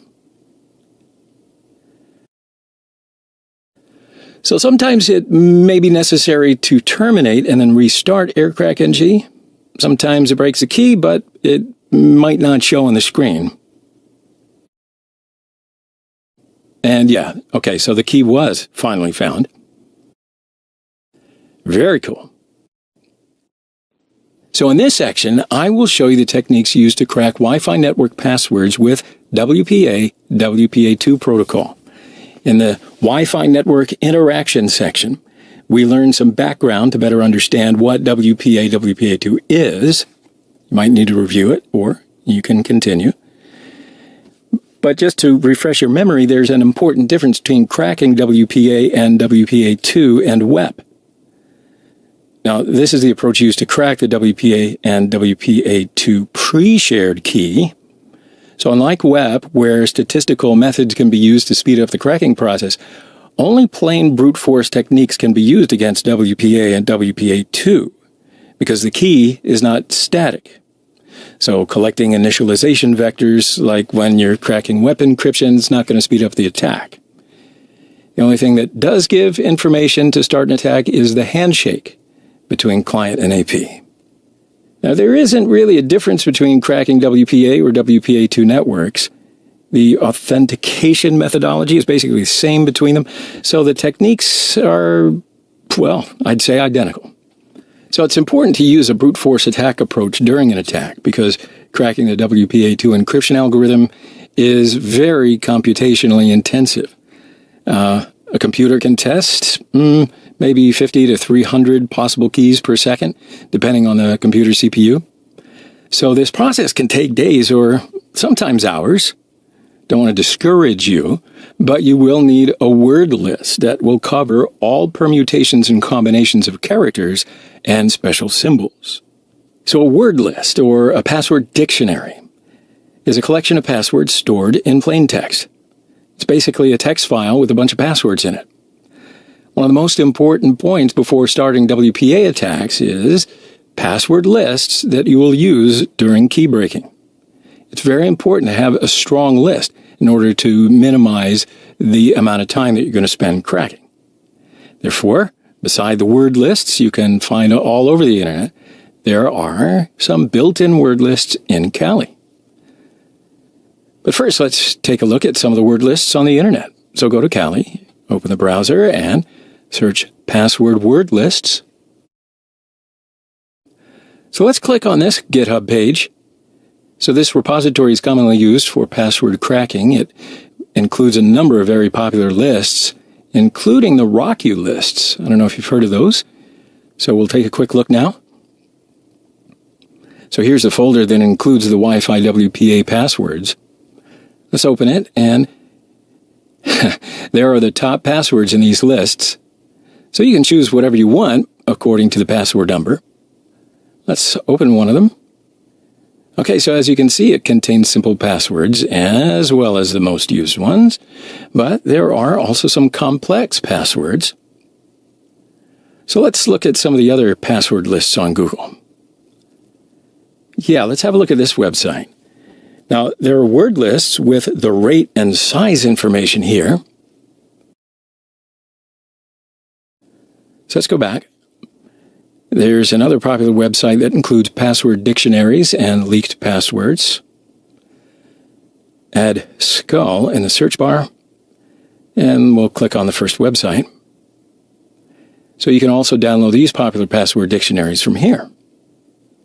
Now, these passwords were all collected from leaked or stolen repositories from different websites. Okay, so you can select whatever list you want. I'll download Daniel Miesler's list because we looked at that first, but also I know what's in there. So we'll go back to the GitHub page, click on the sec list, and copy the link. Open the terminal screen, and we'll clone the repository.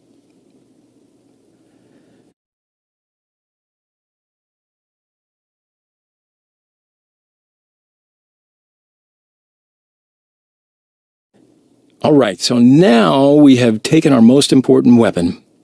We can start these attacks.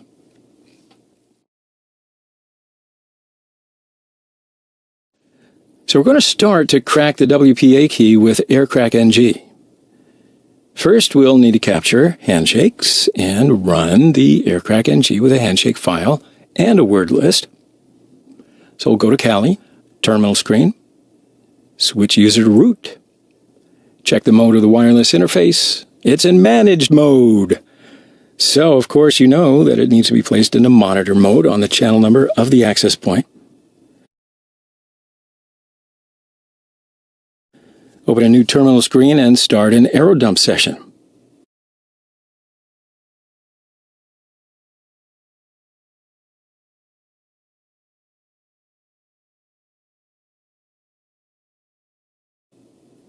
Okay, so here's my access point.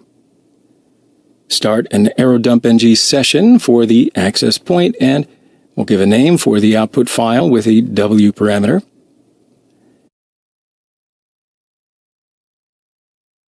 Okay, so it started. Now at this point, we'll need to capture a four-way handshake. So to speed this process up, you can always start a deauthentication attack or reconnect to the access point with your phone. All right, so it looks like it has captured the handshake now. And you can see in this section here that we've got it. So now we'll start the KRACK with this captured file. And we will need to add a dictionary. So this time I'm going to show you a word list that's already in Kali instead of using seclist. So I'll open a new terminal. Change directory to user, share, word lists, and Metasploit. And list the files. A Metasploit comes bundled with word lists. Note that these are much smaller and mostly contain factory default or trivially simple user name and password combinations, but you'll see the point.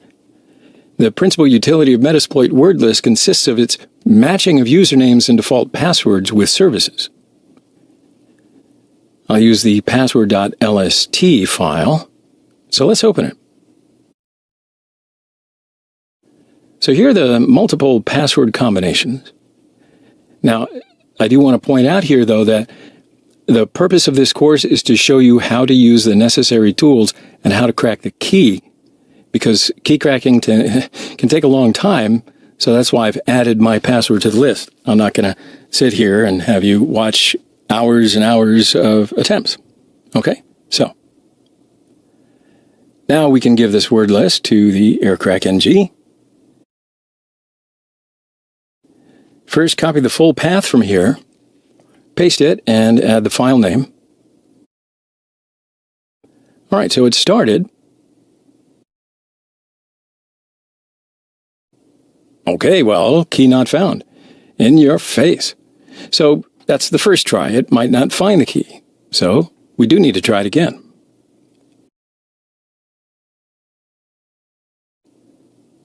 And there it is.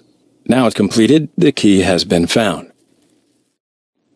So KRACK is great at guessing WPA passwords, but it does require very large word lists in order to cover a wide range of possibilities. I mean, that makes sense. John the Ripper, or JTR, is an exceptionally fast password cracking program, and it's supported on most operating systems, and it includes customizable word mangling rules that can essentially expand your word list without any additional effort. For instance, if your word list contains a lowercase password, let's just say of password, John the Ripper's rules will try password and password1, etc., any sort of variable of that. So with very little effort, you can leverage all the powerful mangling capabilities of JTR and then feed them into KRACK, and that broadens your password cracking capability. Okay? So let me show you how it works. Go to Kali, open a new terminal, and we'll look at the parameters of John the Ripper. Just type in John.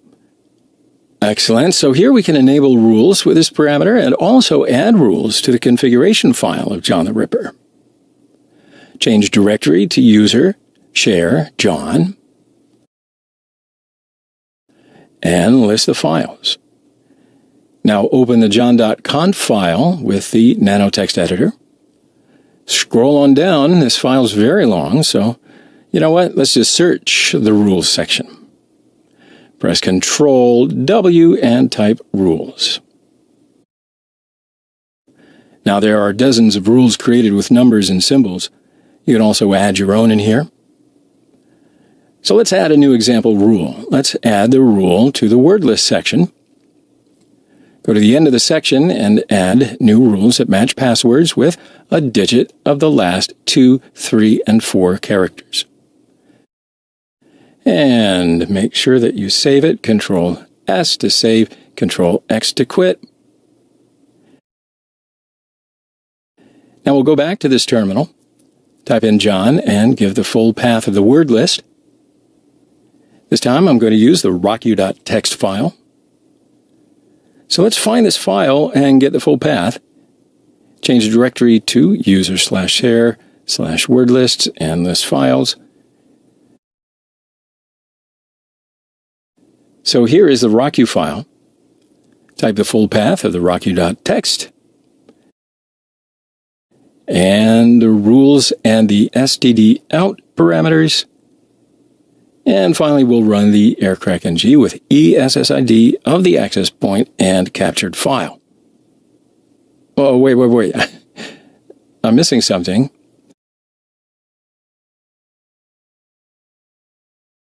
So let me just check the word list and capture the file quickly.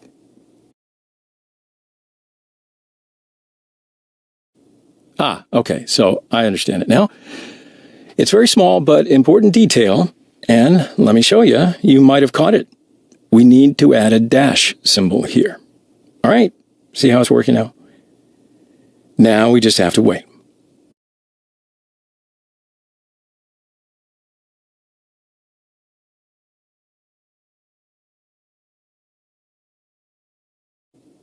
All right, so the key was found. See?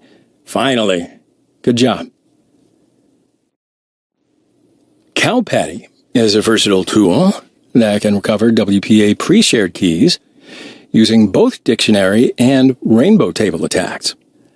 Although it's not being actively developed, it is quite useful still, especially when using its rainbow table attack method. So for this reason alone, it's worth adding to your arsenal of tools. So since CompTIA does not include a sniffer component, it still requires a WPA handshake to be captured with an external tool such as ArrowDumpNG. So I'll just use the handshake file that we previously captured.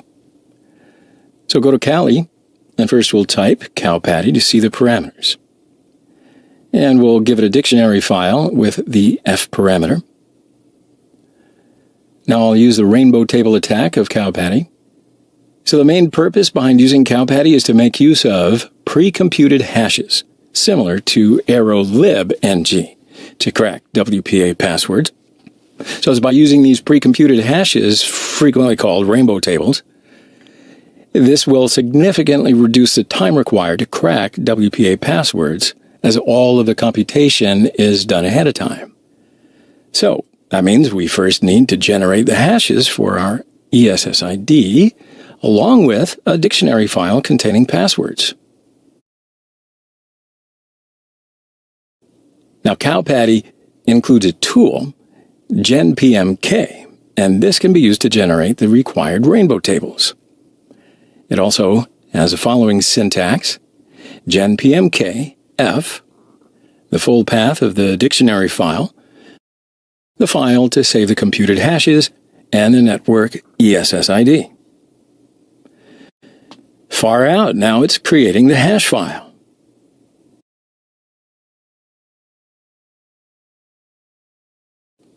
It's okay. So it's time to run CompTIA using the capture file and generated hashes. And I'll also add the to-parameter. It's a non-strict mode because CompTIA has an issue with error dump captures. So finally, add the network ESSID and run it. Maybe this parameter is no longer used. So let's delete it and run it again. Oh, CompTIA found the key very quickly that time. All right, so in this lecture, we will use Wi-Fi TE to crack WPA networks. Wi-Fi TE is an automated wireless attack tool. It was designed for use with pen testing distributions of Linux, such as Kali Linux. We don't need to install it because it's already installed in Kali. In fact, let's go to Kali and find out. So we'll open up the menu and click the wireless attack section and Wi-Fi TE. All right, so these are the parameters. We can also perform web and WPS attacks with Wi-Fi TE. I'll use it for WPS again. But now let's start a WPA attack. So we need to add a dictionary besides the WPA parameter. Just type sudo Wi-Fi TE WPA -- dict and then copy this path for the dictionary. I only copied half it, so it's not a problem. We'll just continue. And when you see your access point on the list, just keyboard command Control-C. Now we'll enter the number of the target, and just like that, the attack started.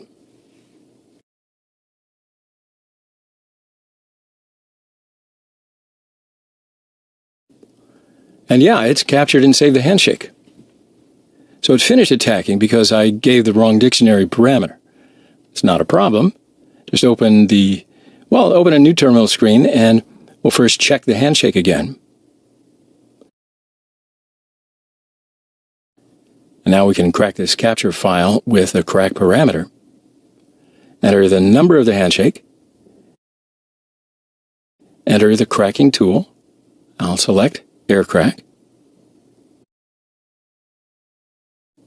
Boom! The key was found. Wi-Fi TE used this dictionary as default, and it cracked the key pretty quickly, wouldn't you say? Now in this lecture, I would like to show you cracking WPA2 with GPU using Hashcat. So in the previous lectures, we used CPU as the primary part of the calculations of the keys. And yeah, it surely does give a speed for WPA2 cracking. While using keys for cracking, we are not performing actual calculations in real time. Still, even if this does give us any kind of speed, this method is, it's a bit slow. So, here's what you need to stop using your CPU and test the processing power of your GPU. Yeah, GPUs can be used for WPA2 cracking password hashes, and are being used now for, quite a while. Because the CPU has 2, 4, or maybe 8 cores and parallel computing units, and GPUs have thousands of them. Of course, there would be many tools that use GPUs like Pirate to increase WPA2 cracking speed, allowing you to crack in much less time than your CPU. So what we'll do here is use Hashcat. I'm going to use it in this lecture on my host machine. Just because VirtualBox doesn't support accessing the CPU on the host machine, so we'll need to run Hashcat on the host machine and send instructions to the GPU, not the CPU. I'll show you how it works. So let's start. Open the browser and type Hashcat. Go to the website of Hashcat. Now if you use Windows, you just download Hashcat here with a download link. And these are the GPU requirements list. So if you're a MacBook kind of user, let's have a look at the GPU of the MacBook. In the upper left-hand corner, just click About This Mac, System Report, and Graphics. And here you can see that my graphic card model is AMD Radeon Pro 5300. It's certainly compatible with Hashcat. So let's go back to the website. These are the features of Hashcat, and it's very fast and advanced password recovery utility, supporting 5 unique modes of attack for over 300 highly optimized hashing algorithms. So we'll start to install it. I'll just search for macOS installation. And look at that, there's a bash script here to install. So I'll just follow these commands. Open the terminal screen and clone the repository.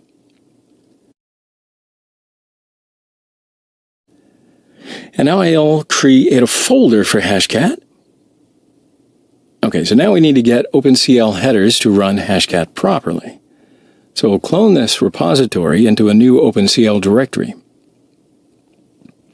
Change directory to Hashcat and run make command.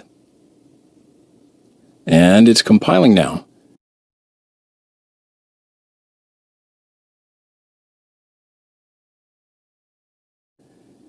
There you go, installation's completed. So let's check with a version parameter. All right, so there's no problem. Okay, so now run Hashcat with a help parameter, and we'll have a look at all the available options. I think there's a long help page coming up here, so just wait for a second. All right, so scroll up. So we'll use the M parameter to specify the hash type.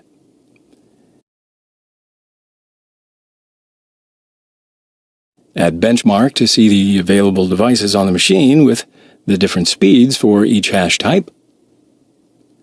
We'll specify the devices that we want to use, separated by commas, with a D parameter. And scrolling down a bit, these are the available hash modes. So we're going to use hash mod number 2500 for WPA cracking. So let's start by running the benchmark. Run Hashcat with the B parameter and add the hash mode with the M parameter. And here we have the device list. So the first one is the CPU and the other graphic cards. Here we can see the speed values for this hash mode. And as you can see, the speed of the GPUs is much faster. So let's have a look at KRACK, K-R-A-C-K, or Key Reinstallation Attack.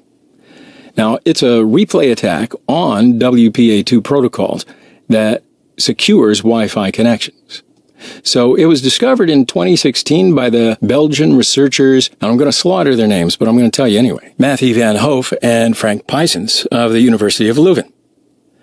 So these attacks can result in the theft of sensitive information like login credentials, credit card numbers, private chats, and any other data the victim transmits over the web. An encrypted WPA2 connection is initiated with a 4-way handshake sequence, although the entire sequence isn't required for a reconnect. But in order to enable faster reconnections, only the third part of the 4-way handshake needs to be retransmitted. So when a user reconnects to a familiar Wi-Fi network, the Wi-Fi network resends them the third part of the handshake sequence. So this resending can occur multiple times to ensure the connection succeeds.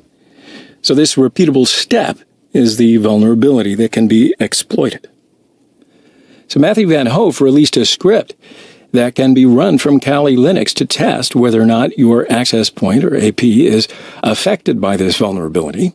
So in this lecture, I will use this script and will test my own device.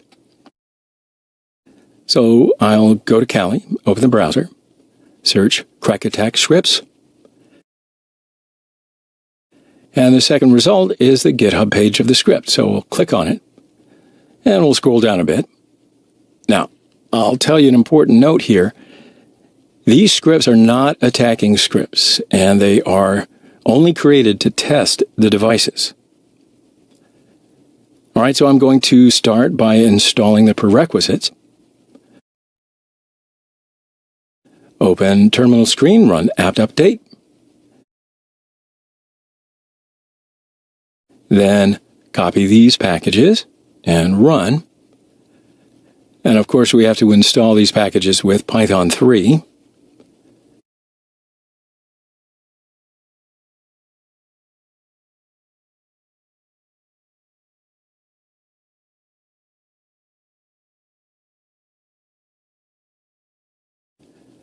All right, so once that's done, let's copy the URL and clone the repository.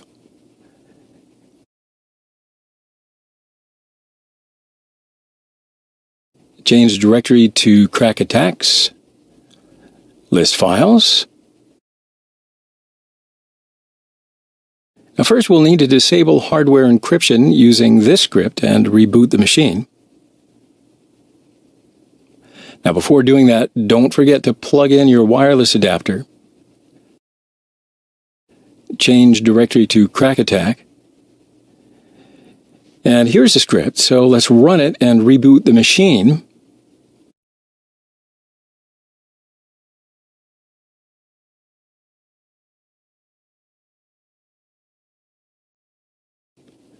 Okay, so log in with the default credentials, Kali and Kali. Open a terminal screen and go to the KRACK attacks folder. And I'll reopen the GitHub page from the browser to check for the next step. So now we need to modify the host APD instance. So we'll change the directory to host APD. Copy the defconfig to the config folder. And type make-j2.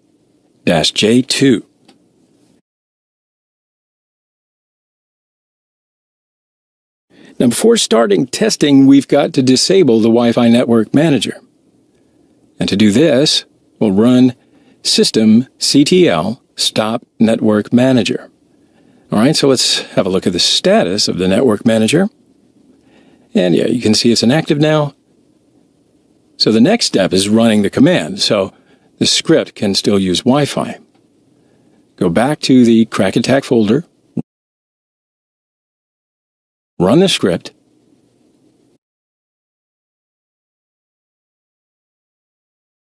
Okay, so this is an important error. So let's try to run it with Python 3. Still not working. So now let's install this module with a pip install command.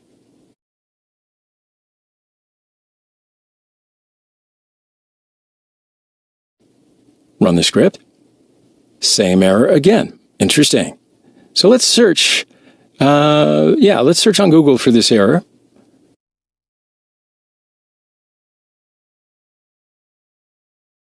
And open up this link.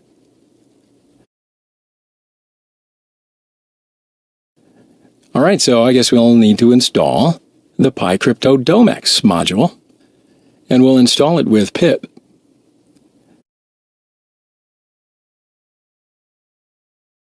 Now let's run the script again. And there you go, it's ready now.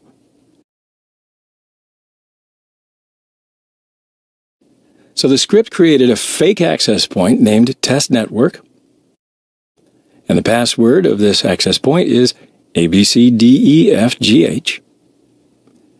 Now let me connect to this access point with my Android phone. And it is authenticated. All right, so now remember that this script tests for key reinstallations in the four-way handshake. It repeatedly will send the encrypted message 3 to the client. And as a result of the test, the client did not reinstall the pairwise key in the four-way handshake. So that's good. That means that my phone is not affected by this vulnerability. Well, look at that. We are here in the last section of the course. And it's a doozy. So WPS stands for Wi-Fi Protected Setup. Yeah, we mentioned it at the beginning, but I want to continue and get into some details. So WPS was designed to make setting a secure access point simpler for the average homeowner. It was first introduced way back in 2006, but by 2011 it was discovered that it had a serious design flaw. the WPS PIN could be brute forced rather easily. Now, with only 7 unknown digits in the PIN, there are just 9,999,999 possibilities, and most systems can attempt that many combinations in a few hours. So once the WPS PIN is discovered, the user can use that PIN to find the WPA2 pre-shared key or password. Now, since a brute force attack against WPA2 protected access can take many hours or many days even if this feature is enabled on the AP and not upgraded, it can be a much faster route to getting the PSK. So it's important to note here, though, that the new APs no longer have this vulnerability, since this attack will only work on APs sold during that window between 2006 and, I'd say, early 2012. Now, since many families keep their access points for many years, there are still many of these vulnerable ones around. Now, as I mentioned in the Wi-Fi interaction section, there are 3 primary methods used in Wi-Fi protected setup: PIN entry, push button configuration, or PBC, and near field communication, or NFC. So my access point here is using the push button configuration method, so I can just perform a PIN attack to the access point. But the attack will fail because I won't be able to set a PIN to my access point. First, remember to enable WPS from your modem interface. Now, since the setting can change for each modem, you'll need to go to the interface of your modem and find the WPS section. So let's see how to perform a WPS PIN attack with Wi-Fi TE. Go to Kali, open a terminal screen, and let's check the mode of the wireless interface. It's currently in managed mode, so it needs to be placed into monitor mode on the channel number of the access point. Then open Wi-Fi TE from the menu.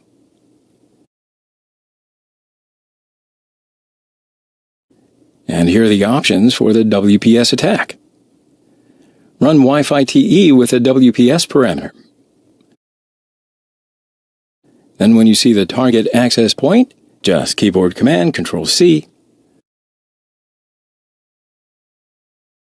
Select the number of the target access point. And that's all. Wi-Fi TE starts the WPS attack, and it will try to crack the PIN with 2 different methods. Now you can see here that my attack failed because there is no PIN.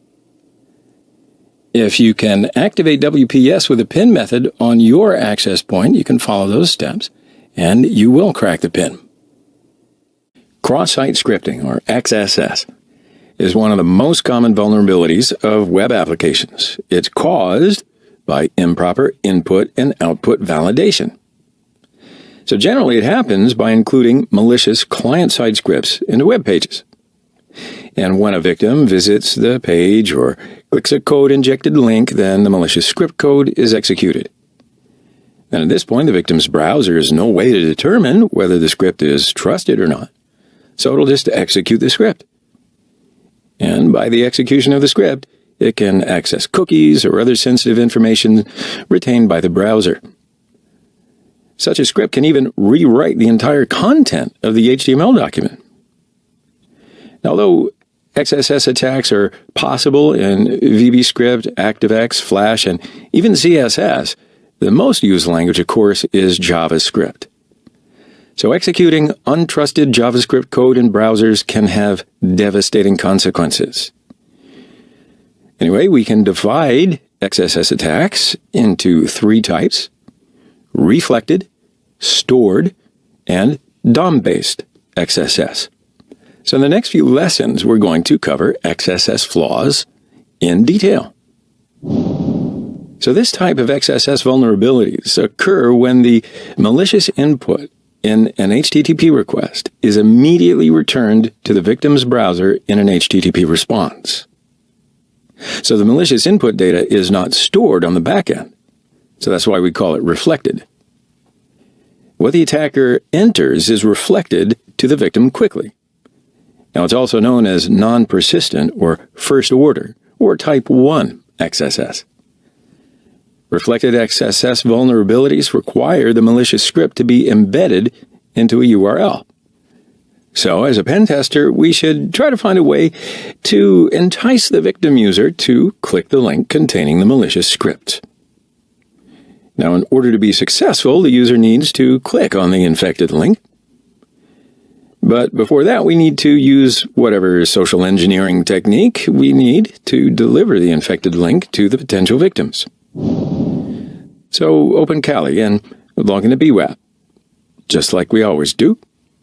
Now, as you can see, there are many examples of XSS vulnerabilities in BWAP, and I'm going to exploit some of them, not all. So let's first choose the XSS reflected get. And it's nothing but this sample page. But what you type in the fields will be reflected to the page. And then the values will transmit over the URL. And view the page source. And here are the values I typed. So this is a suspicious form. Okay, so now let's have a look at the code. Now, here at the beginning, there is a function named XSS, and it calls XSS check 3 and check 4 functions according to the security level. So scroll down a little bit, and it grabs the values in the form, then it uses them in the XSS function. All right, so if the level is low, the values will be printed to the screen directly. If not, XSS check 3 and check 4 functions will be executed for medium and a high level. And this function is in this file. We'll scroll down, and here are the functions. So check 4 uses add/s function to prevent these characters. And check 3 uses HTML special chars function with encoding. So, go back to Firefox, and I'm going to paste HTML1H1 tag in here, and it's executed. So view the source, and here's the problem. So the input is not sanitized at the back end, and added the source of the page. So, let's look to see, and there's no difference between this tag and any other HTML tag on the page. No encoding or anything else, and this tag is reflected with the page to us again. So now I'm going to paste another HTML tag, and it's here in the source. Okay, so this time I'm going to add this tiny JavaScript code, and it's also executed. So view the source. And here are the script tags that we sent. And now I'm going to change this JavaScript code a little bit.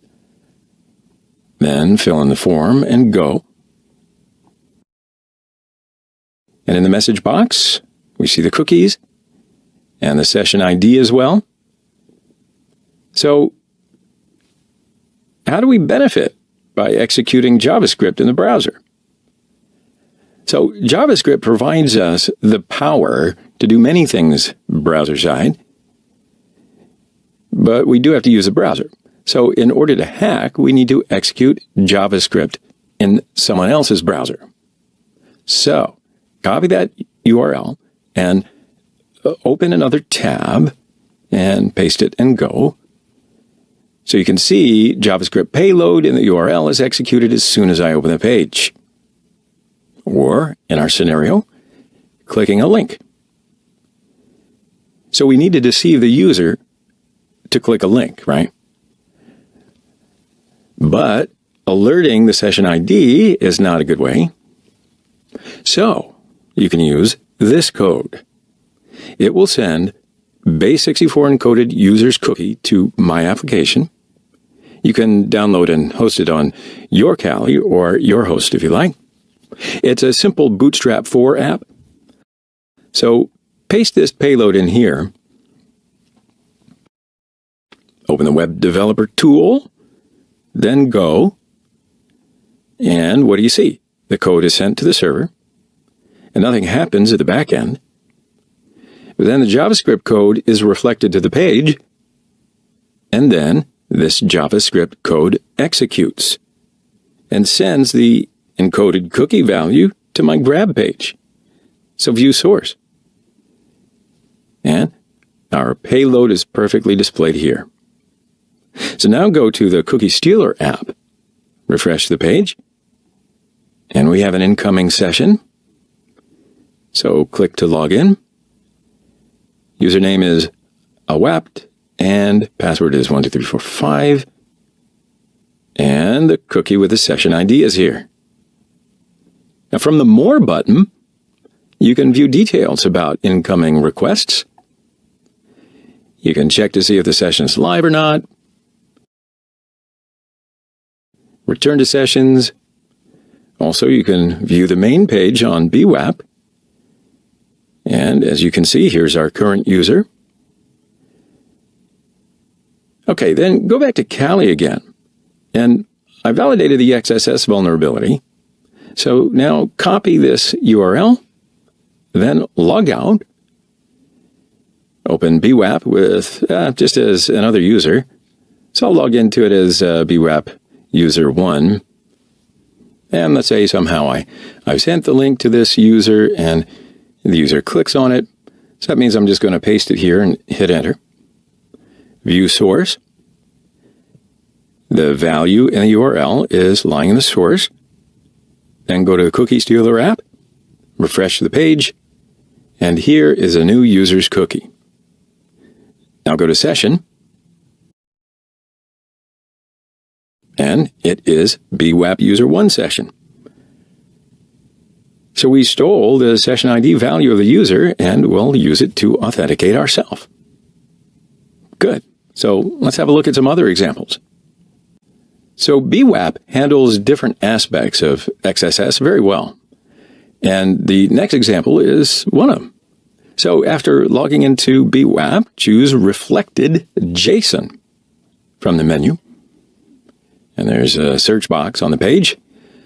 So let's examine the page a little bit. So I'm going to type THOR into the box. And yeah, we have that movie. It's a positive result. Now, what I type is also in the URL. The title parameter holds this value. Okay, so now let's view the source. And here's the result. The page sends JSON data. Then this data is parsed and printed to the page. All right, you ready for another? Enter IRONMAN without spaces. And a negative result comes back. But also the data is reflected. And the value is still in the URL. So view the page source again.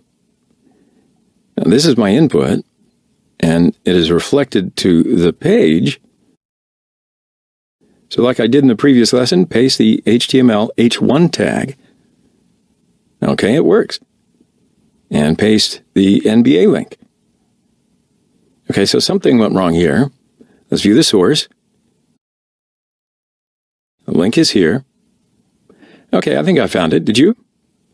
So the single quotes cause the problem with JSON data. So if I add backslashes before the quotes, it will work. So this problem is solved. Now, before we go any further, I do want to show you the code. So open terminal and just have a look with me. Now here, if the level is low, the title parameter is used as is. If it's not low, it is checked with a function. Then the output is generated, and scroll down.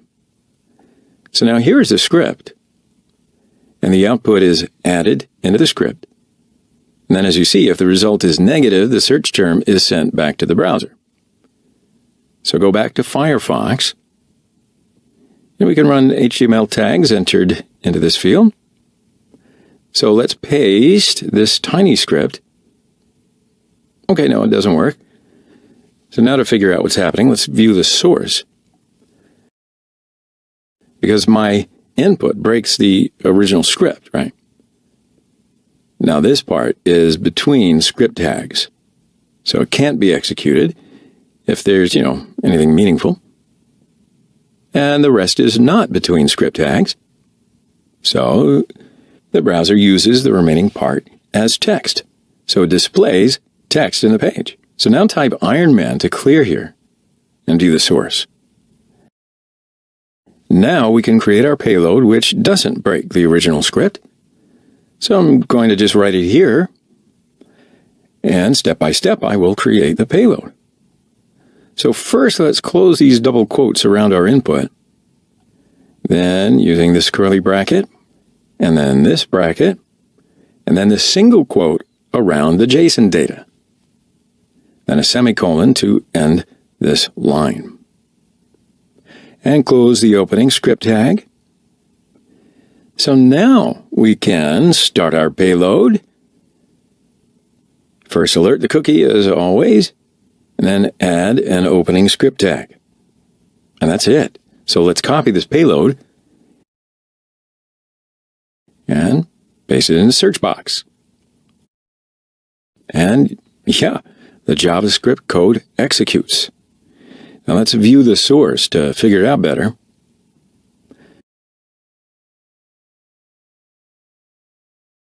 And this is the first part, so it doesn't have any meaning to the page. And then this is our actual payload. And then this part is the remaining code. It also doesn't really have any meaning to the page. Okay, so let's go back to the page. Now we can send the session value to our cookie stealer app. And we have the payload. So I'm going to copy it and add it here instead of the alert code. And then copy this line. Open the web developer tool. Paste the code into the search box and go. The requests sent from this page are below. And base64 cookie value is sent to our stealer application. So view the source. So our good payload is lying in the source. So open the stealer app, refresh the page, and the cookie values come up. So now let's go to our session. This is our user, and we are able to send the user session. Okay, so go back to Kali. Now we can use this URL to get any user session. So we can deceive a user to click on a link comprised of this URL. Then get a session. And we've already done that in a previous lesson. So I'm going to leave that for you to do. All right? Now, this type of XSS is the most dangerous one. It occurs when the malicious input in an HTTP request is stored at the back end for later use. So here, the attacker doesn't need to perform any clever social engineering techniques, because the malicious script is stored at the back end and then embedded into the pages that are viewed by other users. So the users trust the application and the attacker's script is executed in their browser. It's also known as persistent or second order or type 2 XSS. Okay, so open up Kali, log into BWrap, and open XSS stored blog. And again, it's a sample page. So it looks just like a comment page, and you can add and delete your entries. So let's check in here to show all the entries from the other users as well. And here you can see that comments are listed just like this. So you can view someone else's comments also. Let's view the source page. Doesn't look like there's anything suspicious in the source. And the comments are listed in a table.